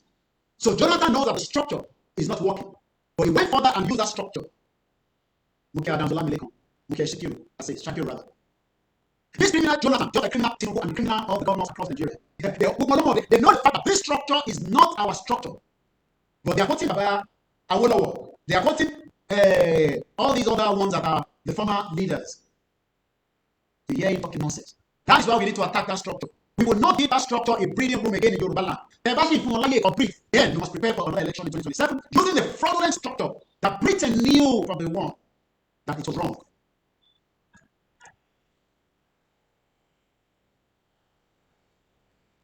Yes, it's not your statement, but you knew that this statement is a fact that Nigeria is not working.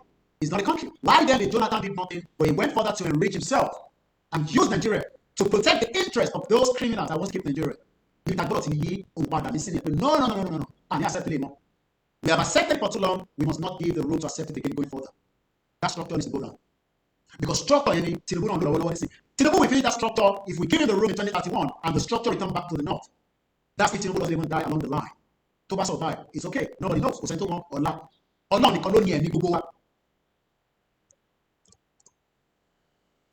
If Nigeria is not a nation, why are we keeping this bloody country together? You heard Jonathan say that Nigeria is not a nation. So if it's not a nation, let's walk out of Nigeria and keep our land and the people that want to live with us under an independent Yoruba country. But some people want to defend Nigeria and save it. We would have no other choice than to take down structure. I got to take structure down. And this is why we must prepare and ready on the standby. But we must not give in and say, no. You must prepare because that structure, see what they take out. If they might take it, you won't want to state it. Because these criminal politicians, if we stop that structure to even move around,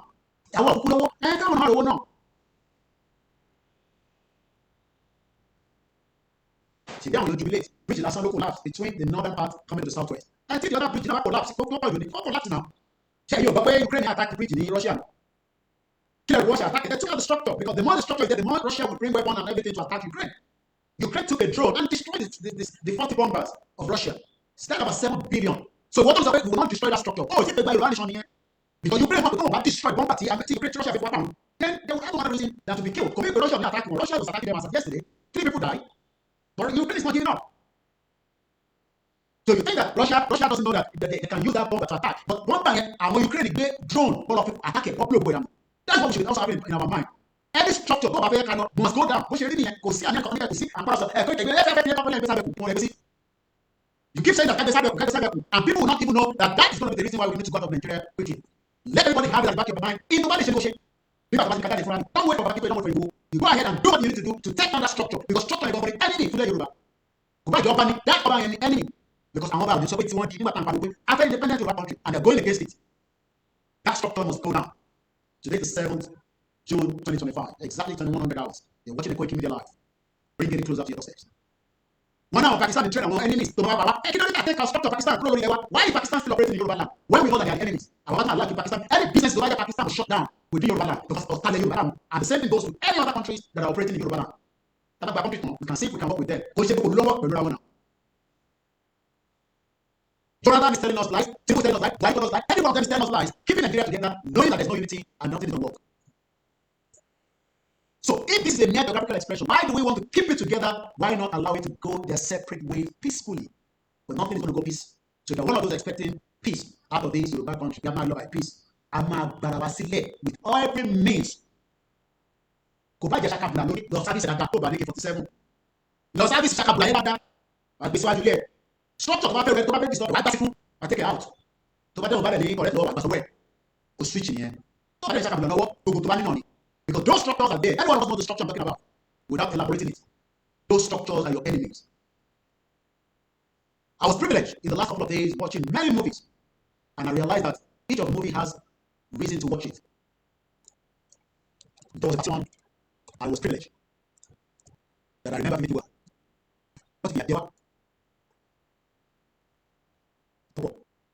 And we suffered for too long. And the time now is for us to say, there's room if they agree for peace. But don't expect peace from the politicians. Let me give you the background of this young man in this movie. I'll come to Jonathan in a minute. My name is OLAYOMI KOIKI. Please share the program. Every program is very, very important at this stage. Please tweet it. Call those that need to hear. Your actors, your artists can be those structure I'm talking about. The movie producer in Yoruba land can be those structure. These are the enemies that we're also talking about. Anything that goes against an independent Yoruba country is the enemy. Because as long as they want Nigeria, they are enemies. It does not matter who they are or what part of Yoruba land they're currently residing. The more they're talking about to keep Nigeria, these are the enemies and we take them out. If they want to keep Nigeria. Let's talk about this movie. So that the reason why these criminals don't want you to have your independent Yoruba country. If you're privileged watching it on the Facebook, you will see the picture. They have it on the Facebook.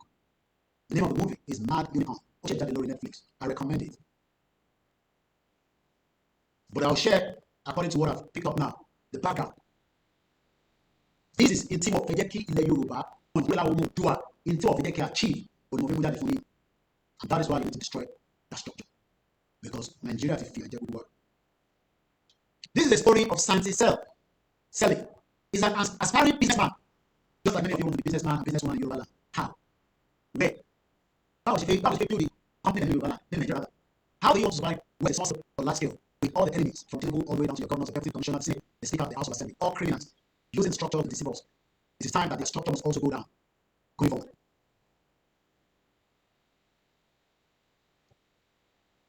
Santi, let me leave like that as the name, is an aspiring businessman who comes up with a business plan to break into the fast delivery service in Thailand, just like Yoruba. If you run business, if you business, it will flourish. Home and diaspora, but it will flourish. However, when a renowned business tycoon, Kani, betrayed him, just like he always betrayed everyone else. This is what the president, Koikimedia, so some of your nation, those that accepted that nonsense. Shame on the body, class of people. But I know you this structure is a bad structure.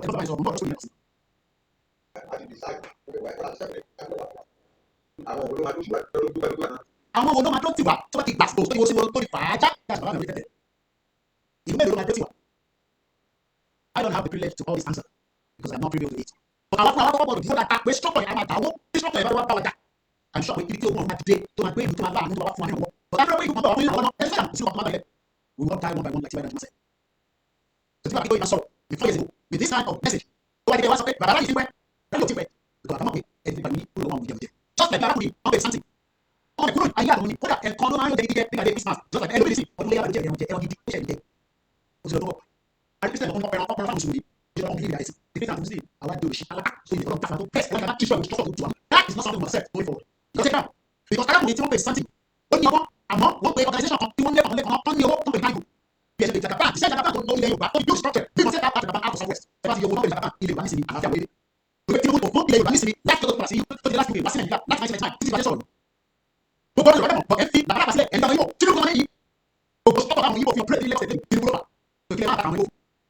But tell me. And then you go. You are not also my bello. You are part of the Yoruba. Was it? About the article on Hania, and we will go over the answer. He let out back on the young people who want to go to the Yoruba to also the opposite. I think by the color to talk about that. Just talk about the also not you back to Yoruba. You go from there all the way down. I don't want to like it. Criminal. I'm not structure. But if we just simultaneously like every other person about the 60 million people take down to the structure, that's the structure. And we will to wait to see. What is going to get? I'm only. I'm not enough for plan. But what switch? What is what happened to Southwest? That's it to know. Or be 2020. 724. I have to pay that that we got to we back to 2027 that we however, when the renowned business tycoon Kani betrayed him, something bad betrayed him now. The setting up his whole fast delivery company. Anyway,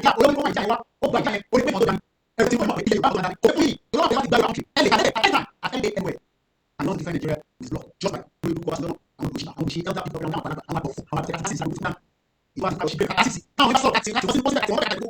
So that's what I'm talking about. We get enemies of Yoruba now. If we don't move now, we're going nowhere. From Tinubu all the way down, we can't do 60 million Yoruba people challenge you. 60 million Yoruba people will take back their country and their independent indigenous brand. Enough is enough. We will fight with our blood. And I pray they do it as quickly, as strategic as possible. So I can force it out. So I can go out there, not hear anything, but to destroy the structure of Nigeria that doesn't want to accept shit. Anything short of that, it will still be a disaster. However, when the renowned business tycoon Kani betrayed him, something power, he came against the man. As he could talk, I'm going to buy some of Tinubu. So what happened? No, they can't believe it.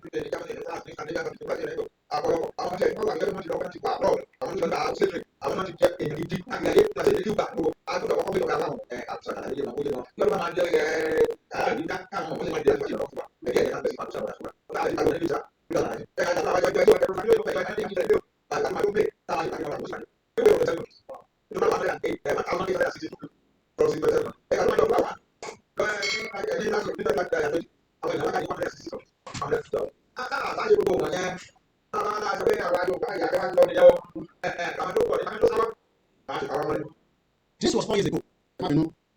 Okay, I'm saying I'm kidding. Wendy, Mr. David. I'm going to show for 2027. So, we have to the president. We're still not bloody outside. So, whatever going to the president in Nigeria. Okay, Mr. David, so, whatever for president, I should run for presidency. They play. Money, this that come give them grow yet. I learned so much to understand that the only movie, don't believe, mad unicorn. I like a long idea. We don't know my idea. All that my idea is low. It was meant to have 19% stake. Arakuni was meant to have 19% out of 100. Coca 19, Coca Daji, Coca half, Coca quarter. And the business went through. The business went through. Although potential over Arakuni, people sharing potential our Yoruba, potential our Yoruba, because early Yoruba, don't know what successful data. See, they are bad. Actually, what you don't look back over successful. You're wasting your time. I'm sorry to say. I'm skilled, you're not skilled. But Yoruba, don't buy it. So, I'm showing you data. I'm showing you data. I'm showing you data. You don't know about. And that is the truth and not the truth. Because in Nule Watan, Yoruba land, don't want number one priority. Kato Masope, a mini professor, a mini doctor, a mini nurse, a mini legend, one in Baby, hey Yoruba, il est babé, ton baby, il est Yoruba, il est Oduwa. What you are saying? I am sorry, we're okay. I can do something that I'm not information. On va dire le coup, je n'ai pas tombé dans le truc, on va dire le coup, il y a pas de country. Bon, nous on s'est dit que Yoruba, on va parler de ça, et on va plus pas mauvais.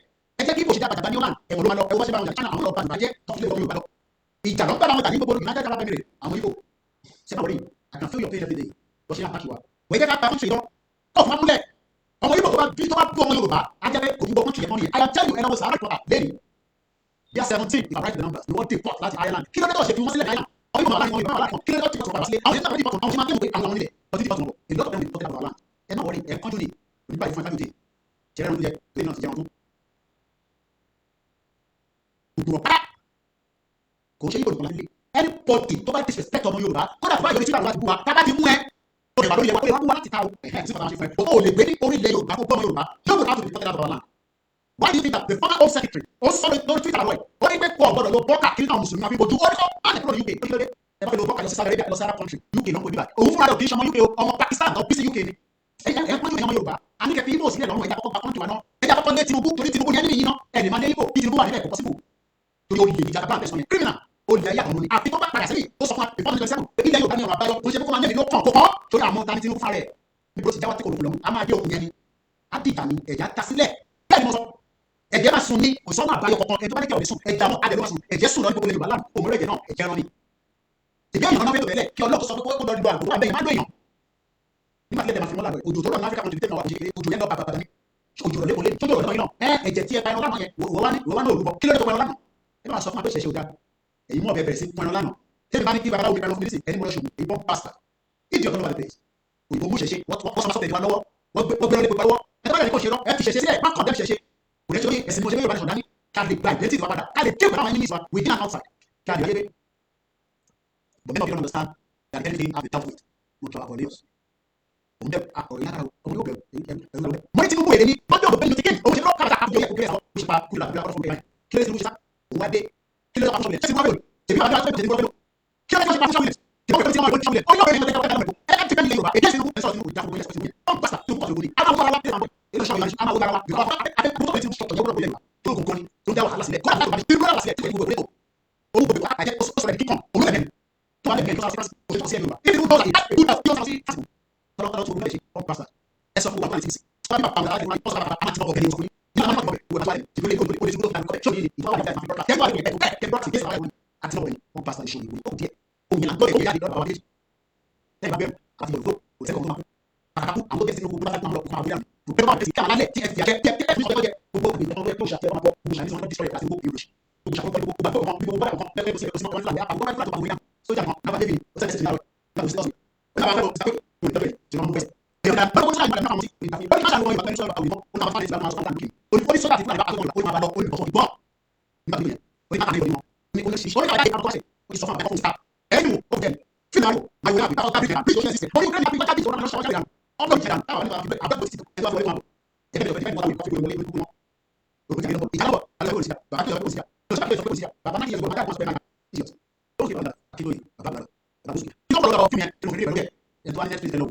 wọ́n padà make sure wọ́n fẹ́ destroy ọmọkùnrin yẹn just like Tinubu ṣe ń destroy gbogbo alẹ́ ni mo kí bàbá mi Adéjì àmútán wọ́n ní the voice of Professor Akintoye àwọn Dr. Igboho as the voice of the God o mọ̀ ẹ́ tẹ́lẹ̀ Igboho lè máa rẹ̀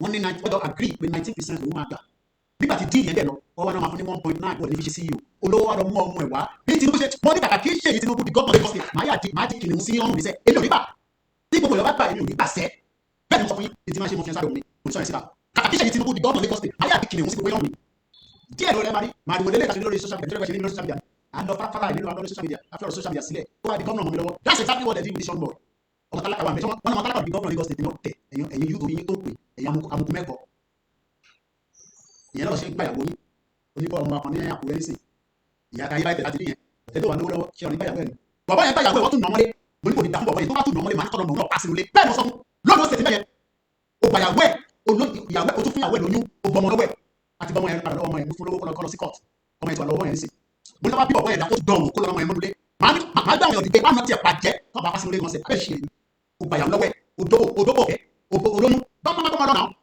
ọmọ àdọ́bìnrin o tún wà lọ́nà ọmọ yẹn mọ́nulé kí ló fẹ́ báyẹn akara òṣì àtọ̀dọ́wọ́ lórí burúkú ti rú dálẹ̀ ṣé ní àmàjẹ́ tálákà yóò gbọ́dọ̀ náà lọ́nà sí ẹ̀ jẹ́ kí gbogbo bẹ́ẹ̀ ẹ̀yin kò ní wà tó ní dákú gbogbo yín ẹ̀ ní ṣòro ó kù díẹ̀ kóhùn yẹn jáde kan ọ̀rọ̀ bí mo sọ ìṣẹ̀lẹ̀ mo bá wọn ẹ̀sọ̀ lálẹ́ àfihàn ọmọ ẹ̀kọ́ lákùnrin nísìn ẹ̀lọ́mọ ẹ̀ ọmọ tó ìdíkọ̀ ọmọ kan bí ẹ̀ náà kí mi lálẹ́ ṣé tí ó wá jẹ́ ọmọ tèmi ni ẹni wọ́n ti báyàwó mi kọ́ yàwó mi ọmọ tó wà nù mí mọ́lé ṣé ìyọ̀lẹ́ ìbàyàwó yín lọ́gbọ̀n tó máa nù mí mọ́lé igbó ṣẹlẹ̀ lẹ́yìn ìbámu sọ fún yín ọ̀rọ̀ yín mo ṣe sọ fún yín ṣé káwọn ọmọ sọ pé tí wọ́n bá tọ́ pẹ̀rẹ́ lóòdó ṣe tiẹ̀ fámìlì bẹ́ẹ̀ gbogbo fámìlì máa lọ sí ó ṣeré ó ṣe lè gbàyàwó ẹ̀ tó tó ọ̀rọ̀ máa mọ́lé ní lọ́sẹ̀sì yẹn ó ṣe nìyẹn ẹni tó ń gbé kàṣíjó fún Nàìjíríà kò ní mo sì ní sinmi máa ṣe pé ìyàwó máa ń súnmọ́ lórí ètò tó ń pàṣẹ àlọ́ place kí ló fà gbogbo lọ́sẹ̀sì yẹn kì í gbé kò ní ṣe náà kí lọ́ọ̀dẹ̀ mọ̀ tẹ́lẹ̀ owó lọ́ọ̀dẹ̀ mọ̀ ibi tó bá ti sọ owó náà tiẹ̀ nìyẹn kò kẹ́ ṣe gbọ́ mi lóòótọ́ òbí dání tí kò tẹ́ ṣe Nàìjíríà lè ní sí wọn tó yàwó ẹ̀ lórí kan lẹ́gbẹ̀ẹ́ lọ tó sọ pé ẹ má ṣàbàmì jọ láàbùnú àwọn àmúlò rẹ̀ fàṣà lẹ́yìn owó ṣe yìí nìyẹn ẹlòmíì bẹ́ẹ̀ ó gbàdé wá sínú lẹ́tọ̀ pẹ̀lú sí pálọ̀ báyìí tó ń gbóni yàrá nígbà tó lórí owó ọ̀bẹ fi sílẹ̀ níbi tí níbi olórí burúkú ti tó dá problem sílẹ̀ nílé ẹ̀wọ̀n ní kájáde ẹ̀wọ̀n sọ pé ká má destroy structure tábà nípa bẹ́ẹ̀ náà ká fi destroy structure kó sọ lọ́nà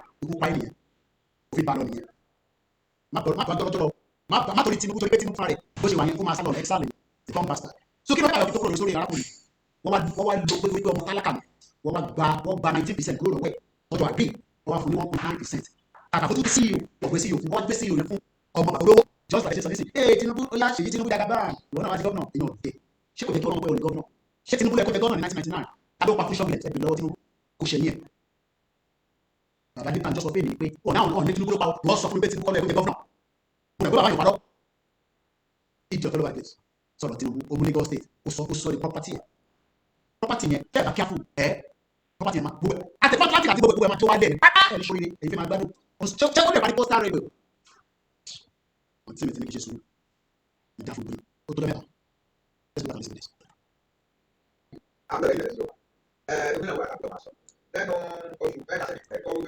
This video time focus baba 4 years ago lọ́wọ́ nuka wá sí Kútọ́nù ló wá ní tábìlì baba this man is 90 years old crying out loud ṣé bàbá wa ọmọ tó dá fún wa ni.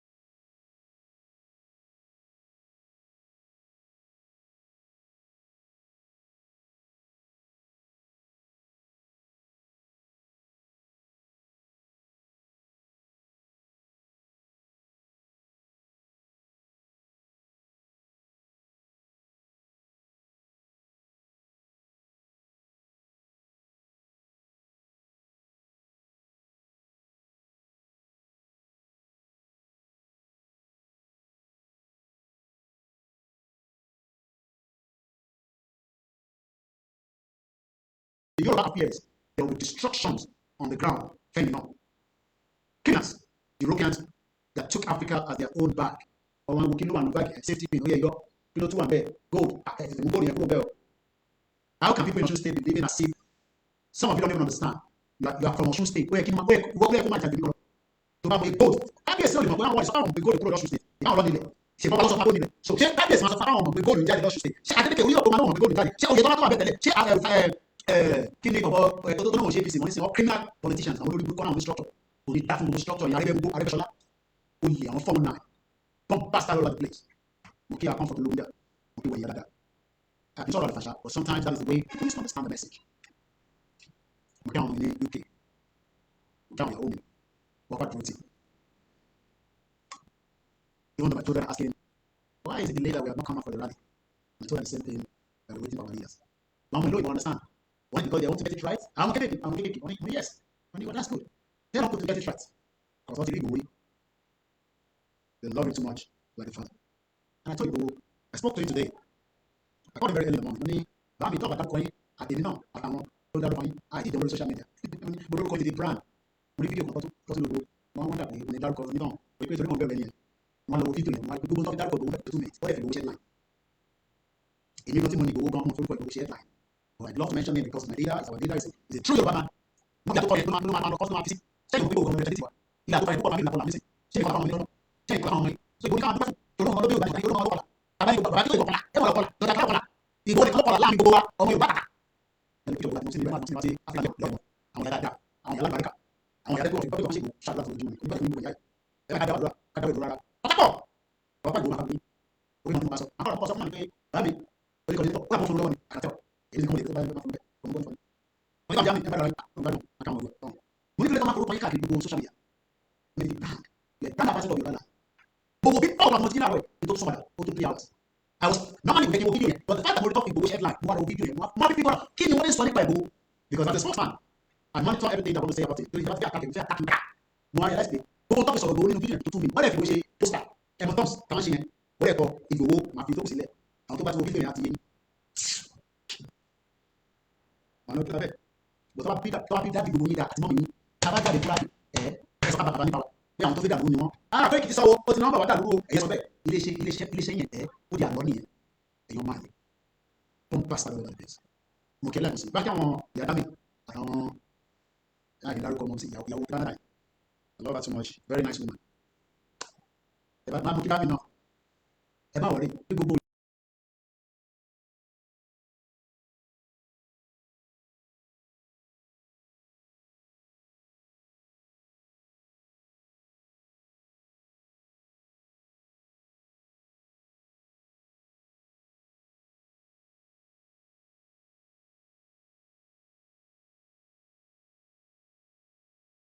mo bèrè ní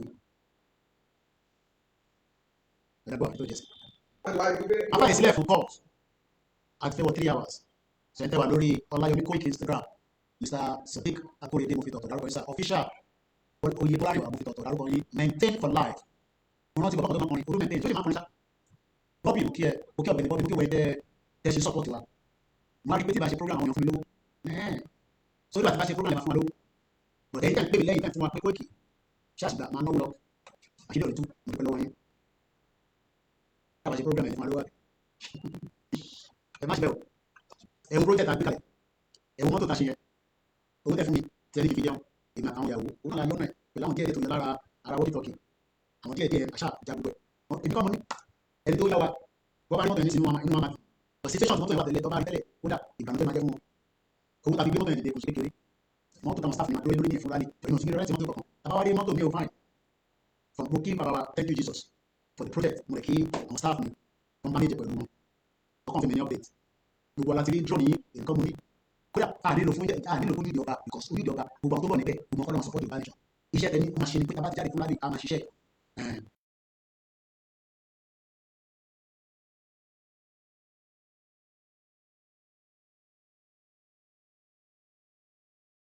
$250 million ni Elon Musk kó sílẹ̀ fún Donald Trump tó fi ṣe election ìgbà tí wà láàrin wọn nísìn. Money is very important in this moment no matter how small yàrá pẹ̀lú láti Port Harcourt tó jọ mẹ́ta ọdún bá mi sọ̀rọ̀ lára àwọn ìyàwó náà olùṣọ́ àgbàlẹ̀ ni wọ́n ní Koiki tábà ti gbọ́ àgbo àwọn padà bọ̀ nísàlẹ̀ ó dà tó bá yẹ káwọn gbé àwọn gbé bẹ́ẹ̀ bàbá ìṣọ́ ti pásítọ̀ ni Port Harcourt lọ́wọ́ lọ́wọ́ báyìí wọ́n dẹ̀ ti fi 10,000 naira ọ̀sẹ̀ fi lé lórí 10,000 yẹn ní sì kóra credit fún yàn kan ó lè má jẹ́ big money ṣe má dúró gbígbà tẹ́bà mi gbogbo àlọ́ lákàntàn nọ́mbà mi ẹ pè wá kẹfún wa ní support I have changed my plan as well ọ̀ ẹgbẹ́ náà ti padà sí London I have changed my plan òrùkọ́ òun láti lọ London ẹ lọ kíkẹ́ lọ London yìí nísìn ó ti wá visa ọlọ́run àti ẹ̀kọ́ èmi ní privilege láti lọ òun bá ní Africa oríṣẹ́ dọ́là wọ̀ fresh food mọ̀ jẹ́ lójúmọ́ òní bàjẹ́ fún ẹ dókítà mi lamẹ́ríkà gbogbo ètò tó ń ṣe ọlọ́run àdúró tiẹ̀ gbogbo pátá pẹ́ fàdúrà mi lọ́wọ́ ẹ̀rí mi láì àdúrà yín balẹ̀ lórí èyàn fọkàn balẹ̀ kò sí nǹkan ṣe gbogbo wa àwa la ní sí àgbẹ̀ ojú ló ń kọ́ ìbòjì òun máa dé bẹ́ẹ̀ gbogbo ẹ̀yọ́ tẹ̀ ń bínú tẹ̀ ń paraya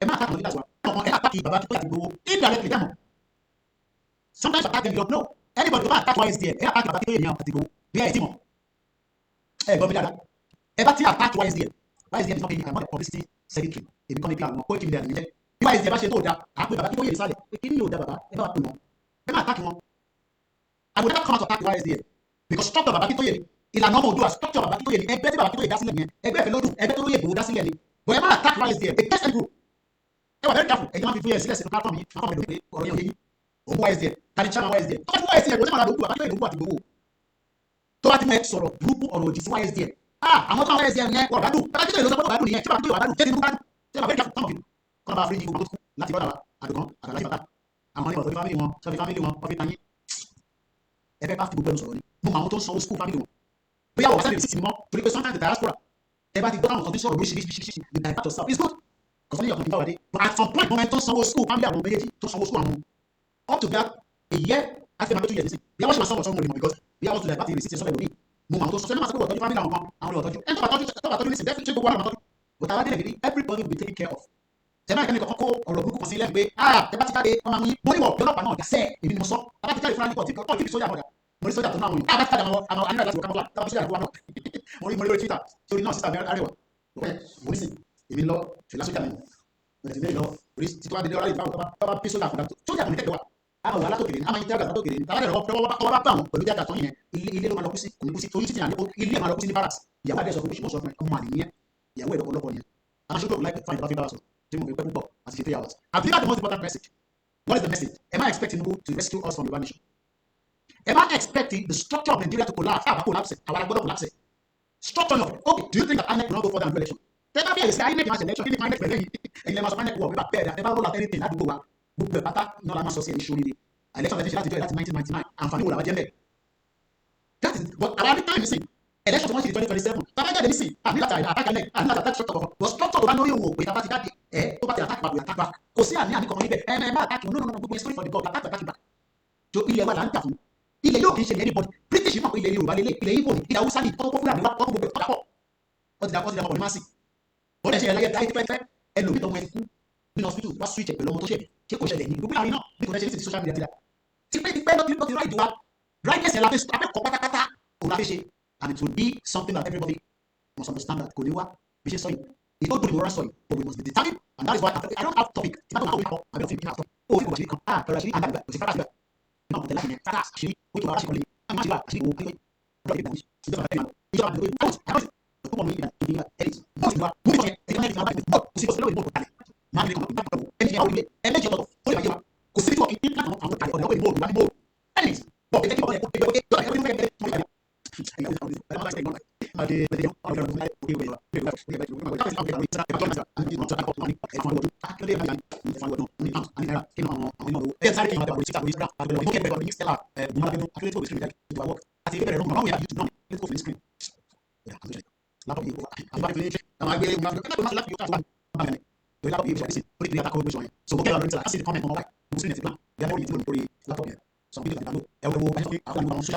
They can do anything. Say on Instagram, do whatever any so we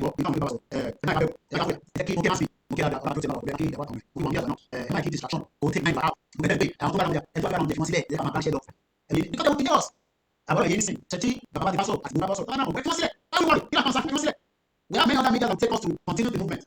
Now, for now, I'm going to let them I'm going to let them and I'm going to let them and I'm going to we have to worry. Then go ahead and which is not impossible. Bẹ́ẹ̀ bá mi àti gbé tọ́lá máa gbé ìdíwọ̀n tó máa ti gbé lọ kí àwọn ẹ̀rọ yín fún ẹ̀rọ bẹ́ẹ̀ kọ́ sọ̀rọ̀. It's a mere geographical expression.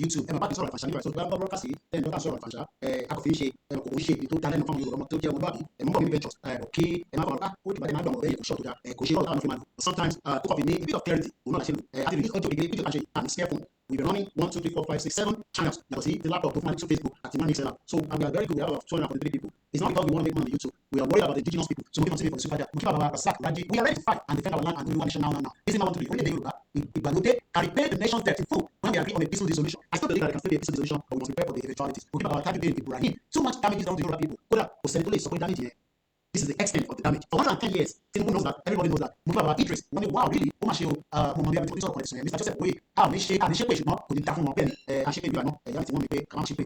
Idris, that's one majority of Nigeria men are like that now. Penny, over, if you want to live in time, you want to check it into a good man. I'm not making this straight up.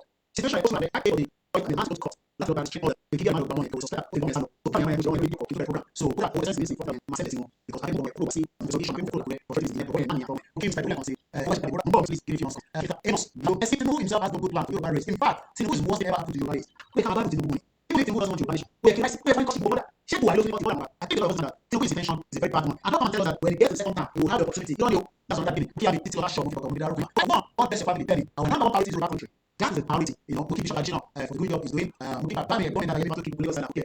Muki Mr. Imbala. What about the people themselves doing for now? Even the UK is for now. In America, it's crime. Let's have our country and we'll deal with crime. So it's not about we're talking about having independent country. So foreign is different from having independent country. So long as we do together, Grandma, Felicia, she can push quickly. Go to Meta, very good question. Sometimes I get first of all, and the last 5 days I've been to check my messages and all that. So I'm catching up. So we watch the fact that we get to Anthony and Koiki, we're like to where the of you are very very well. I think I tell money about the weather. It won't be long before the world knows what is going on. Okay? But I just say, you don't want me please because I need to say, I need that in Canada to myself. We know how this things work. I've been getting messages that Koiki, you mentioned that asylum seeker was not going through. We see our in Canada to claim asylum. We know how this works. Many people are using Yoruba for whatever reason to claim asylum. Some reach out to us and we say we don't know them. But this particular one never reach out to us, so I don't even know him. But Bakio doesn't know him, Ibu doesn't know him. But we know how this work. We know the direct corrupt. All your paper will claim asylum. People can use them and I cannot speak their behalf. So whoever read that kind of messages, please take it off. Let me leave it like that. I'm sure many people understand most of people who do that is headline. I don't have to mention the name. Most of you have no video. But that video will also 2 minutes. Madness. Mr. Kennedy will say, I send the own way. I need to move on. Like, just let me give it go ahead so that people. I don't want my beautiful sister. Now we are with this one. I appreciate my sister. Sometimes people start thinking, I'm aware of sister that okay, Kizito, Ajuro, innocent has come back to just listening. Kemisi, Mokinyo, Kemisi at Tonda. You sometimes are going to go Moki with them, Ulumayo, Koikimedia, and those that are listening. I know there are people listening. But what if they put themselves into anonymous? Because they keep going to more like that. I don't have any problem with anybody. I am not fighting people. Don't attack you. Don't attack people. Don't have your tradition. You're okay. Even if you disagree with us. If you do that, I will attack you. And I'm not taking this with you. And don't wait. Bishop F1 can call back. Many venture people as well. Bishop and Gasoro. Bishop and Lord. Time. Many venture by let's say from you as well. Bishop every few seconds. Okay, very long. It goes to give me. It must be right. I'm to you.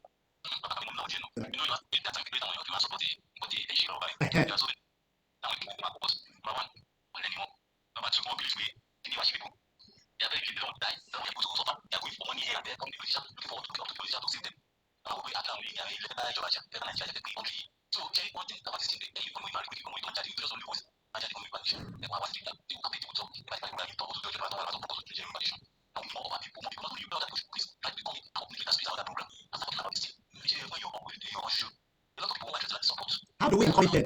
Because we need to encourage people. I was almost scared that I don't even believe with Dimanshe and Dimansoro. But how do we encourage others to join and understand that the election is the best way, not election that we hate Tinubu, I don't represent.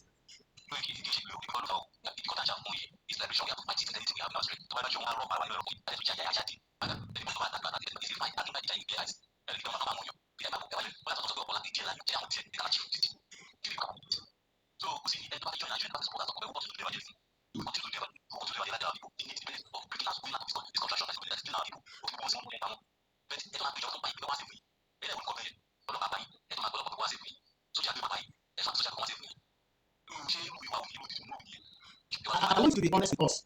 And please, honest, I'm telling you the now. Why is it that Nigeria will never work again?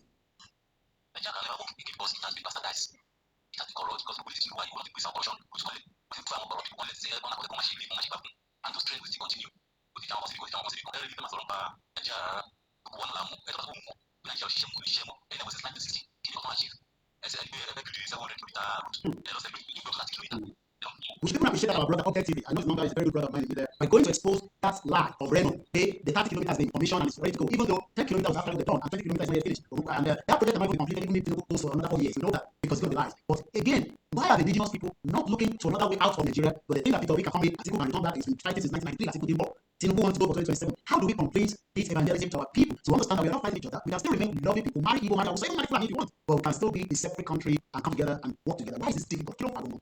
Stop believing in individual like Obi, Tinubu, we stop believing in all this politician. We stop believing in them and start fighting power. Fighting power, fighting for each other, break up. We stop going and doing all those things that Nigeria is doing for us. But if we stop everything, that is it.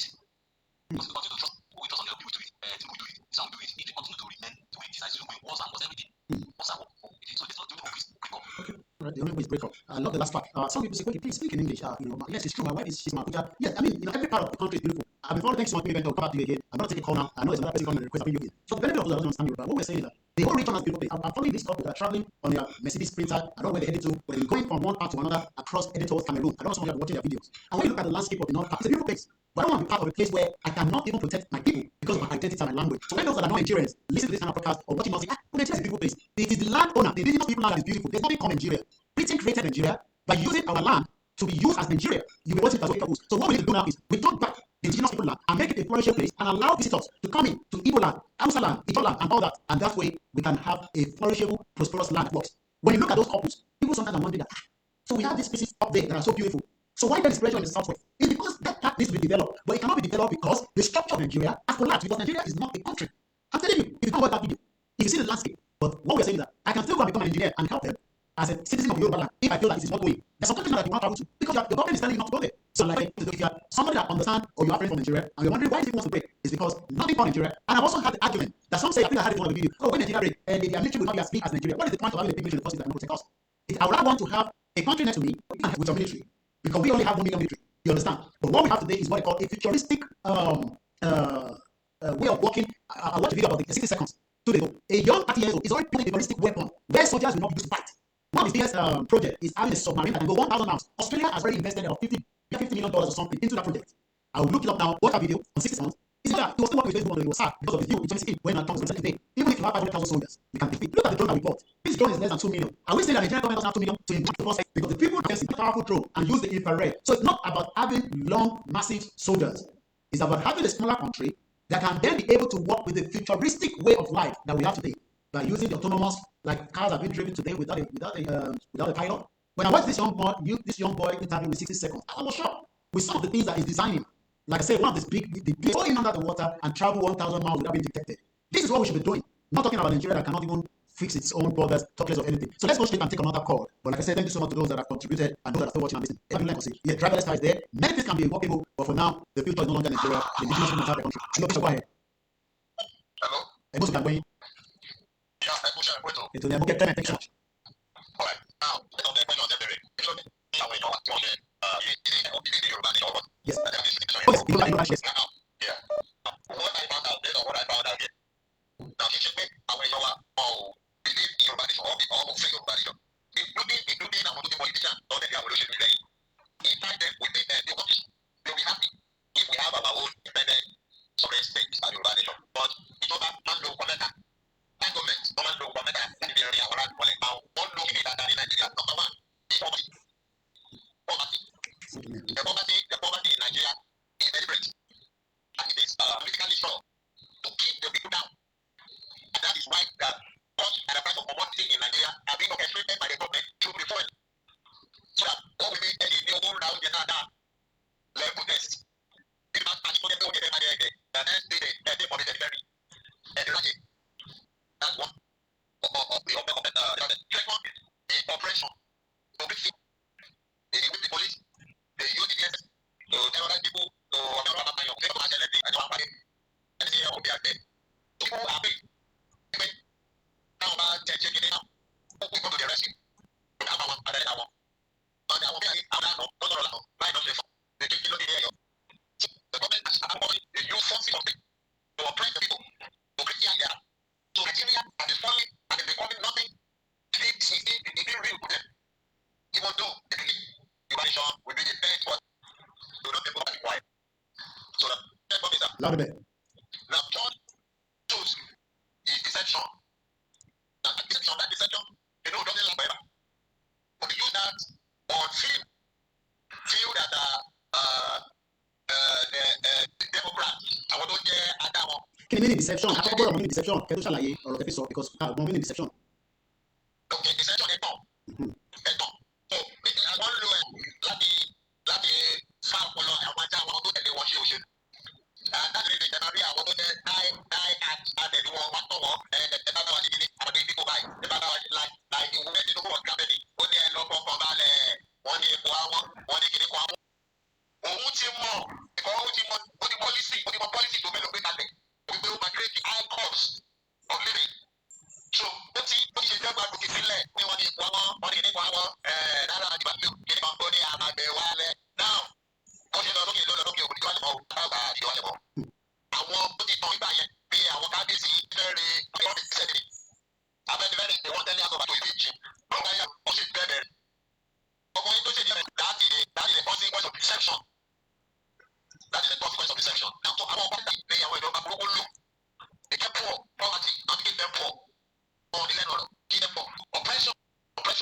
law, no justice or president. He want their way, you're president. But then we justice don't lie and want to lie about that. So it's not that people don't want Yoruba nation. People, even including those who are in party up and down. Deep down in their heart, when they talk to you, need to go in there. Deep down in it, we make Yoruba nation best for us. But if you say because of that, remember on the back, they are come here. About that time, but you don't argue when you tell them that you know that bad you can be but it's for no with here. Look at what you say, everybody read, you know, terrorizing one, the level of poverty, but you will go back. I get that. They say, oh, in a heart, that will let you back. That is the problem. That's the problem. But again, they actually tell Baba who needs something back. And we pay ọwọ́ ìjọba fún ara ẹ̀ ló máa fi ṣe ara ẹ̀. Màá sọ fún nísìnyí ẹnu ẹ̀ lórí nígbà táwọn ọmọ Israel tó fẹ́ fi Egypt sílẹ̀. They started with negotiation, not like Yoruba negotiating. Moses went and met Pharaoh and negotiated and people, and then they go and serve their God. Pharaoh said, who is your God? I have been made.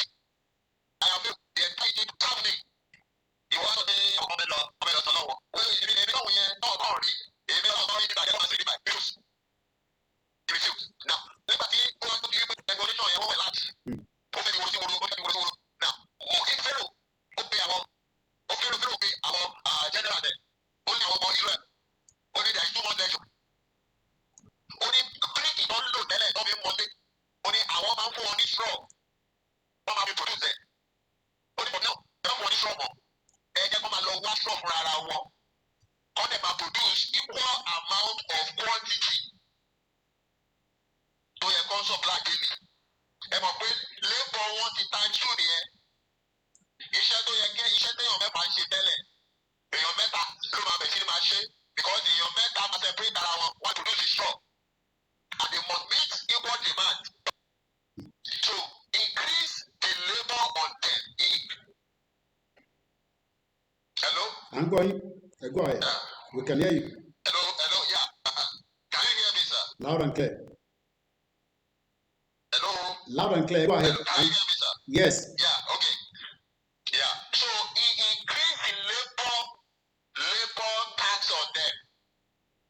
And nígbà tí àwọn èèyàn ní prayer rẹ̀ mọ́, àwọn èèyàn ló sì we are ready to do anything. Wọ́n á di lu ọ̀pá fi ṣe oríṣiríṣi nígbà economy wọn jẹ́ because àìsàn ní tọ́tù fi pa ẹran tọ́tù gbogbo àwọn àkókò yìí tí wọ́n kó tóbi ní pé ó yí ìlú wípé ẹ máa lọ ẹni bẹ́ẹ̀ pa wá pẹ́tọ́ ẹ máa lọ. So it's always like that.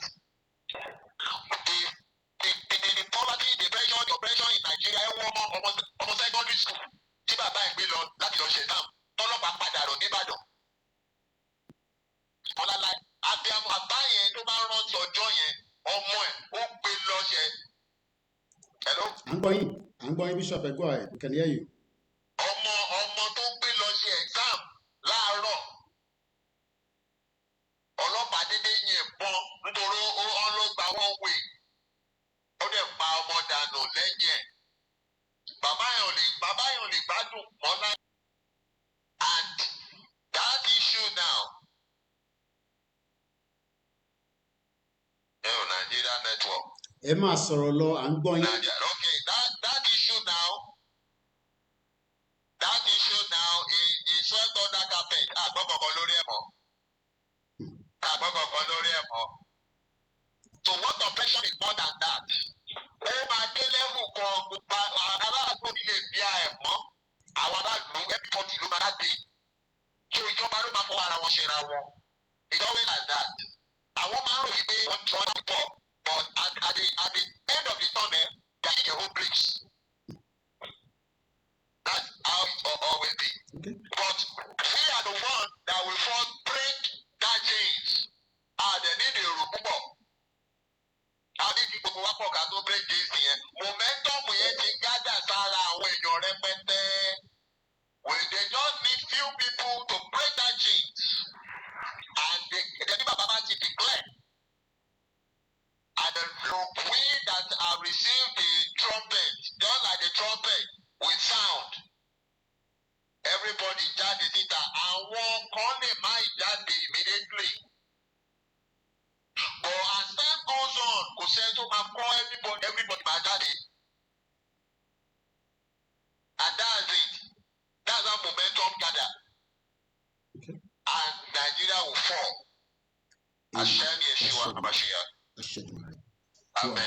Amen. That is the voice of Bishop.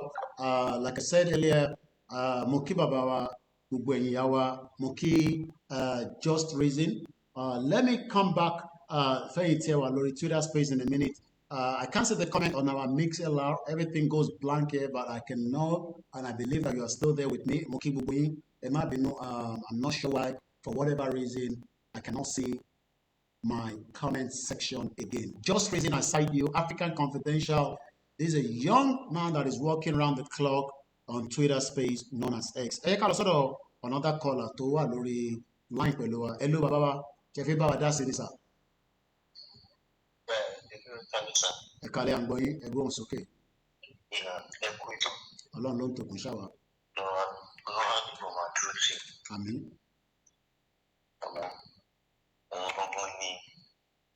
Boys tó wọ́n ń gbé àwọn òrí àwọn ọgbà àkókò ìjọba ní fọ́ ìsàlẹ̀ gbọ́. Ọlọ́run dẹ̀ ní pa òun ní ilé fún wa. Àmín Jésù Kristi ṣàlọ́.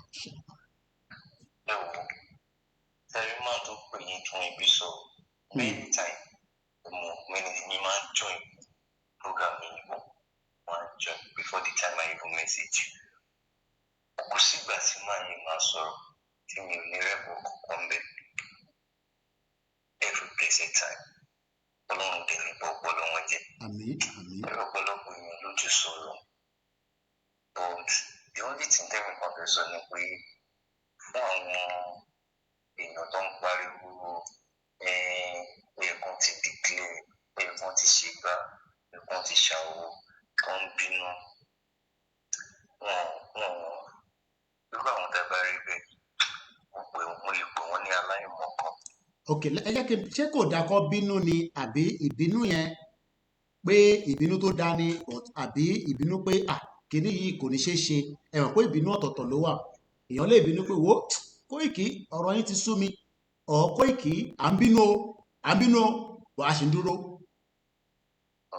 Sẹ́rí ní ojú tó kọ sí mi. Mo gbọ́dọ̀ yín dàbí ìlú gbọ̀ngàn. Bẹ́ẹ̀ni sà. Tó bá kọ ojú sí ibi kan. Ẹ̀yin ló máa kọ sẹ́lẹ̀ ṣùgbọ́n ẹni tó bá jẹ́ ojúlówó ọmọ Yorùbá tó dẹ̀ ń fi ọkàn àti ẹ̀mí ẹgbẹ́ àpèjì ìbòjú ẹ̀sìn kàtúkọ́ tí ọkàn àti ẹ̀mí àti ara ẹ̀ tó ń bẹ nínú ìrìn àjò yìí mi ò rò pé tí nǹkan kan bá mẹ́lẹ̀ ní àbíkan bóyá ìbínú ló wà kan. Anybody tàbárí tó ń bínú kan tó ń sọ̀rọ̀ àlùfáàsá sí ẹnìkan ó gbàgbà fúra sí. Because ẹ̀kan sọ ní Nàìjíríà sọ̀rọ̀ pé àwọn tá à ń bá wọlé sọ̀rọ̀ pé wọ́n sùn. Wọ́n mọ̀ pé they are working more than we do. Bẹ́ẹ̀ni, and they have the resources which we don't have. And they have the resources. Àwọn ọ̀dẹ̀ kókó tàbọ̀ sí náà wà jáde nígbà tó wà dẹ̀ tó fún wọn lówó oúnjẹ. Wà á dẹ̀ wà níbẹ̀ kò ní ṣe nǹkan fún wọn. Tinubu tẹ̀ ní láti kókó Starbucks láti kó. Wọ́n lè kọ́ ìdáhùn tó state. Because structure ìyẹn lè má bínú pé I don't interact with the same ìyẹn mo ṣe ní structure yẹn nísìn la gbọ́dọ̀ wà la gbọ́dọ̀ mọ̀ ó ṣe gbogbo ẹni la máa fi sùn yẹn délẹ̀ wẹ̀rẹ̀ tó bá ní làákàyè ló máa plan ok structure wo ni Kóìkì sọ because ẹ̀gbọ́n tí bàbá wa sọ nísìn pé Tinubu èmi ní Tinubu máa gbé mọ́tò jáde àwọn ilé Kóìkì ọ̀bọ̀dẹ̀ nìyẹn ìwé ní journalist ni àìbọn ní làákàyè structure ti wà ní Ondo state tí Tinubu kàn máa command ni ẹ bá gbóhùn sókè àgbọn nísà. So nǹkan táwọn èèyàn mọ̀ nìyẹn tó àwọn bá náà fẹ́ jáde ẹrú ń bà wọn náà wọn ò mọ táwọn táwọn wọn ò mọ bí táwọn fi sí wọn ò mọ bí táwọn wò sí but they are doing everything to know our strategy to know our weak point wọn fẹ́ mọ bí táwọn lágbára sí and they are using everything they have to know all these things so there's a man who make comment on Facebook pé òun bínú kíkún wọ́n ti dìkẹ́ so I just went to this program so I not modify the account that's what I can say. Yes, I'm going to be easy. You bring that up. I'm going to be able to do and that was 16 years. So, I'm going to come here. I don't know what this is. So, I'm very sorry. But that's what I'm saying. But I need to be those two people. They go back after us. This point, me to me, whenever it goes, I think you're that. This way, when my money no pay, no one always grab my money, but it's quick and priority. So, Timo, I'm going to we can take as many time to plan ourselves. We cannot plan to fail. I got to plan to succeed. Because about to fail. That's the end of it. Yeah, we can take. I like it when I see that Yes, there's something going on. People who have deep thoughts. Those who have deep thoughts. Baba send message. See, Tinubu. See, Baba yẹn. See, Baba mo kò tó ṣe. Báwo àwọn ìdòmí kan máa ṣe tí wọ́n pọ̀ nílò. I'm very sorry to say that. And another thing is, Daddy Koiki. Like I said, in a voice continually go on low. No, because I must let me different. Majority of our people want more identity or more. We lost their identity. But I got people who are team on business. Then go to business because we like to look at what's ego. So, now if you buy a conversation, I know how hard the man fought by one. Oh, don't get paid. In 1914, they got 110 years. So, damage is how come it costs. Damage la fi kúrò náà ẹ̀ ṣe. And that is pé damage yẹn gan fi kúrò. Ẹ bá gbọ́ pé ẹ̀kọ́ program ní Nàìjíríà gan fi lọ. Ẹ bá gbọ́ program Nigeria itself doesn't want to break. Kò fẹ́ bẹ́ẹ̀. Nigeria doesn't want to break. Thinking of Nigeria will bring a bet. One thing more, only thing the video I was talking about 60 minutes. But when it's 30 years old, it doesn't develop. You have to develop it 300 times. But without financial project, futuristic weapons, threats and security. Futuristic weapon. Only one. Only America only láti máa kó sójà káàkiri. Kí là ń kó sójà káàkiri fún kọ́nà pàwọn èèyàn. Futuristic weapon. Ìwọ́n sì ń sọ̀rọ̀ èdè pa wá o. Fúlàní jẹ́ kó wá o. Nígbà tẹ́ pé láti inú yàrá wa láti máa lo autonomous machine. Bí Fúlàní yẹn ṣe ń bọ̀ ló máa yìnbọn fún orí ẹ̀. Àgbà mìíràn sílẹ̀ lẹ̀. Gbogbo nǹkan yẹn náà ti wá gọ́ọ̀mẹ̀ntì òfin lónìí. Mo gbádùn bàbá mi jáde.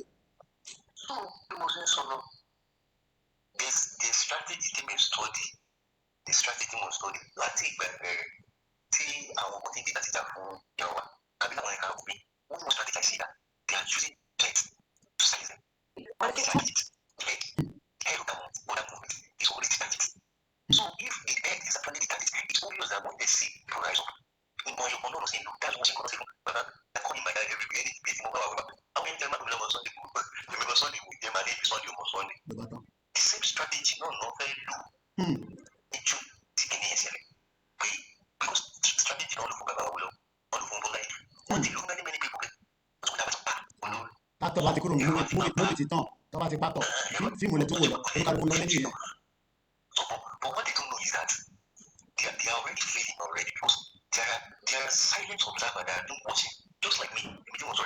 Just like me. And I know there's thousands of people in my age also watching. Someone else that say what I say, I want to so the other day I watch your program, then somebody we must protest and that is the truth. Anything financially, everything. When the actor is no longer in the movie, you cannot, you have to protect him. We need to protect everything. So the second part is that please, if you know how far your voice is going, like if you know how far your voice is going, you can think because you are weak. I go because I remember that night. So you are sending a good message to us, and people are really different. So we still need our people, our youth, especially most the youth of this generation. We need to rise up because Ija is for us now. If you are 20, you are 18, this battle is for you. And you should know if Tinubu doesn't have anything to render us, that's useless. That has been playing. There's nothing to offer. What is that Nigeria? Nigeria is Nigeria. Thank you very much. Together. Amen. And another thing, please, boss. We want, if it takes us to another time to plan and to replan and to re-strategize. Only those last we must figure out that dots. The mood is too much. Thank you very much. Thank you. For just another few minutes. I want to play the video of the futuristic weapon. So that the Yoruba people that are worried, if they were concerned, with Koiki, look, let us just not push now. We can have 10,000 soldiers in the Yoruba country and we can have a futuristic weapon to protect the Yoruba land. This courtesy of a video of 60 seconds is one of the broadcasts in America with about 3.6 million followers. This video was posted 7 days ago. Has already been watched by 623,000 people. Thank you so much for being part of this program. In summary, for those of you that don't understand what we do here, all we are saying is that politicians in the Southwest must now come together and allow the Yoruba people, the indigenous people, to exit Nigeria peacefully. If otherwise, there will be much problem going forward. What we're going to watch now is just something to tell you that the world is changing, but the Yoruba people need to understand that they don't want you to rise up. This is a young man. He's not even 40 years like me. And he's already developing something that millions of Yoruba people will do, and we have done in the past. This is Ade Orialade, as Professor Akintoye told me. This Orialade, as I wrote it down, has been created about 12th century without the technology there. So imagine what we can do with technology. So we have about 30 minutes. Let's manage it quickly. Let's watch the video. I do not have the copyright. It's just for the purpose of this program. YouTube, you cannot see the video, but if you go on Facebook right now, you can watch it along with those that are on Facebook. But if you're just watching it because I'm streaming on a mobile phone, you will not be able to see it. Hopefully, we will have a computer that is very big in Africa that can use the broadcast and everybody will be in the same room. But for now, the laptop is not heavy enough to bring everybody together.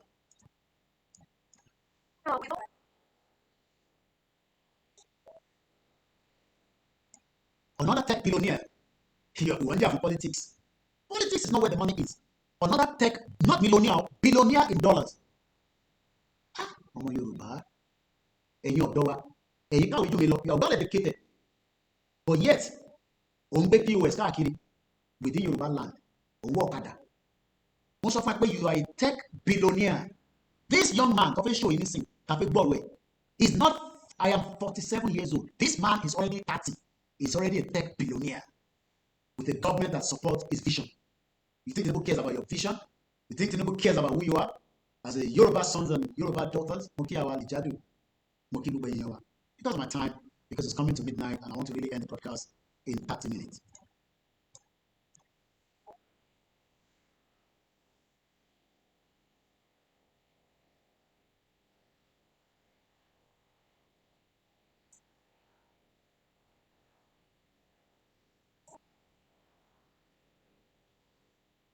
The reason why I'm cutting in is because it's not my video. So I am cutting in because of video, autonomous, futuristic. That is where the future is. But when 60 million people have been suppressed, subjugated, we need to rise up and fight it with whatever means, but with a better strategy to defeat the enemies. Who are the enemies? We know them. The foreigners that also want Yoruba people to have a futuristic government so that we can run them to the country looking for visa for study, looking for visa to go and work and japa. That is what they want us to do. But we are challenging that and say we would not tolerate that anymore. Why do you have to be the one to fight us? It is the fault of Nigeria. The futuristic, the tech billionaire. Let's go further.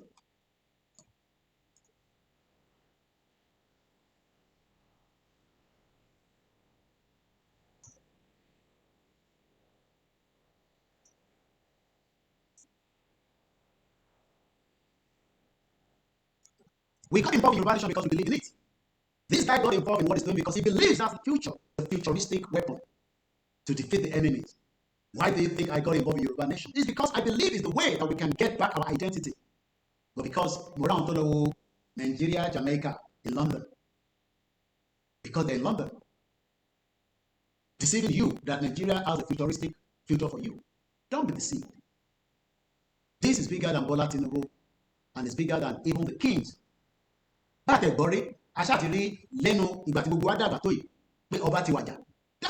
that land is still there. But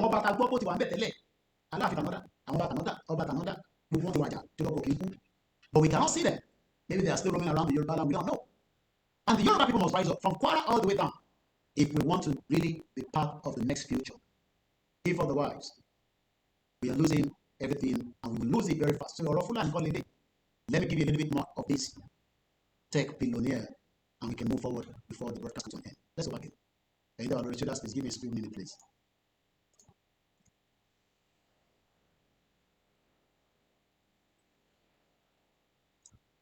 $32 years old billionaire in dollars.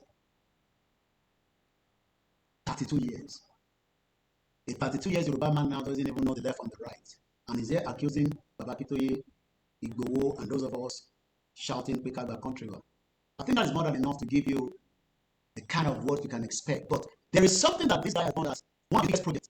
It's currently an undersea submarine.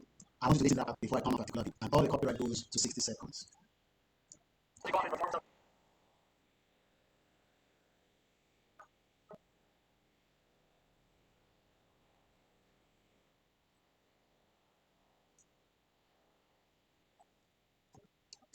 show you evidence. Some might say, Alasono, you think I don't have time? I have time to watch a lot of things and quickly analyze it.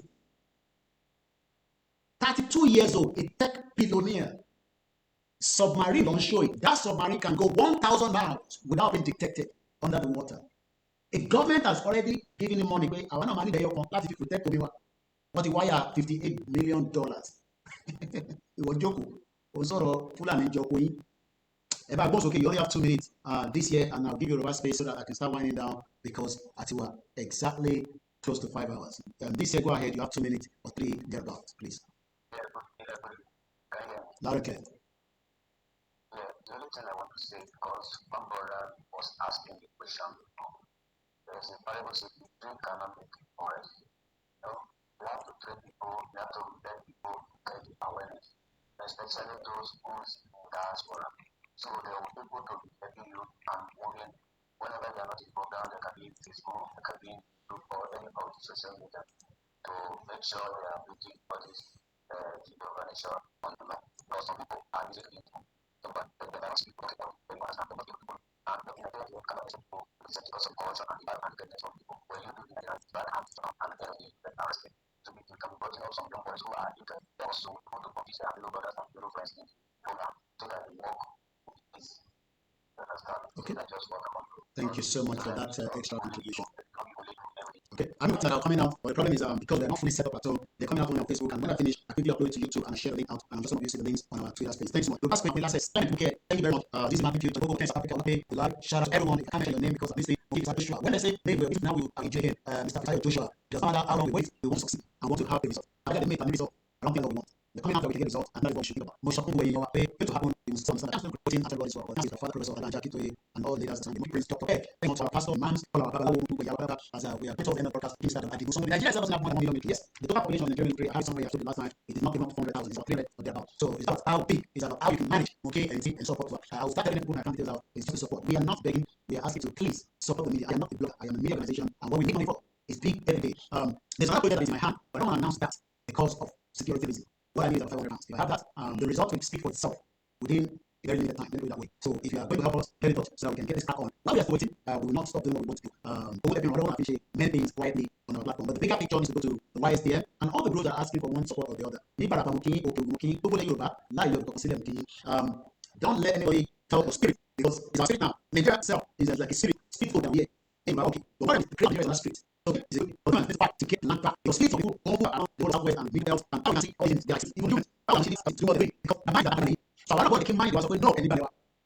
And if you're thinking that your politicians doesn't know that but they are doing everything that they think eventually we can conquer if they you know about so many they count that no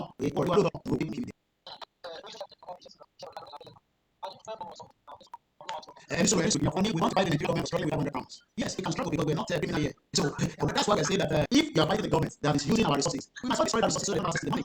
But to get to that stage, you must strategically hit that place. So that's why 500 pounds might be a small money, but it can make a big damage to Nigeria. But again, any people actually, and I'm sorry, I'm not going to show you.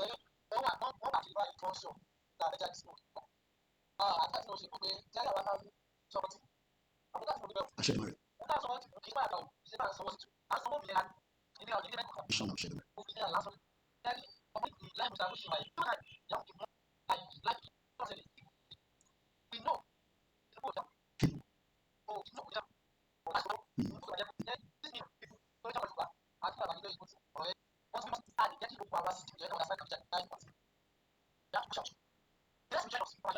Any choice.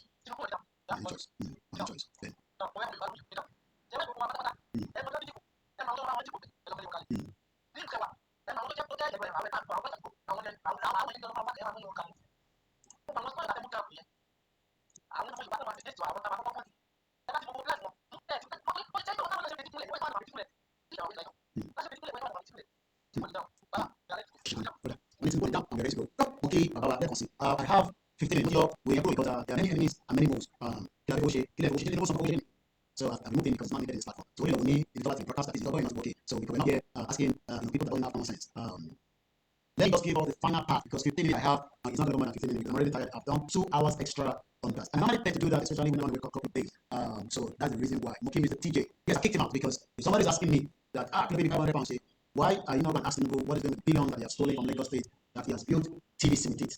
TVC is operating in London. I don't think some of you understand how much TVC is paying to Sky every month. So, but off their badge on it, I'm going to give all that details. So, anytime for result my daddy, result money with a independent country, but it has to be a collective effort. Just one more brief from the Bakito's letter. I will not read everything. I'm just trying to quickly get, okay, that's letter to President Buhari. Too many facts. Letter to Tinubu is already on our website. Please go in there, you will find it there, and you will be able to download it and read it and study it. Baba is a very smart, intelligent man, and Tinubu needs to be very careful because a little power can be the end of him. The public letter to His Excellency was a parliament dated 2025.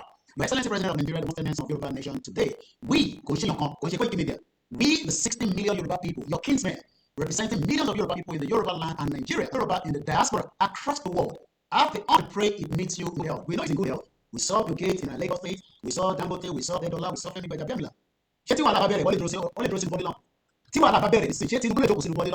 Ask yourself that question.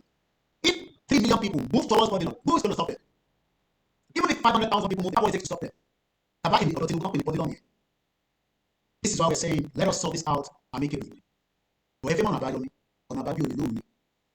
First, Your Excellency, I'm going to jump because we don't careful. And if you don't understand, somebody needs to tell Shaitan, okay,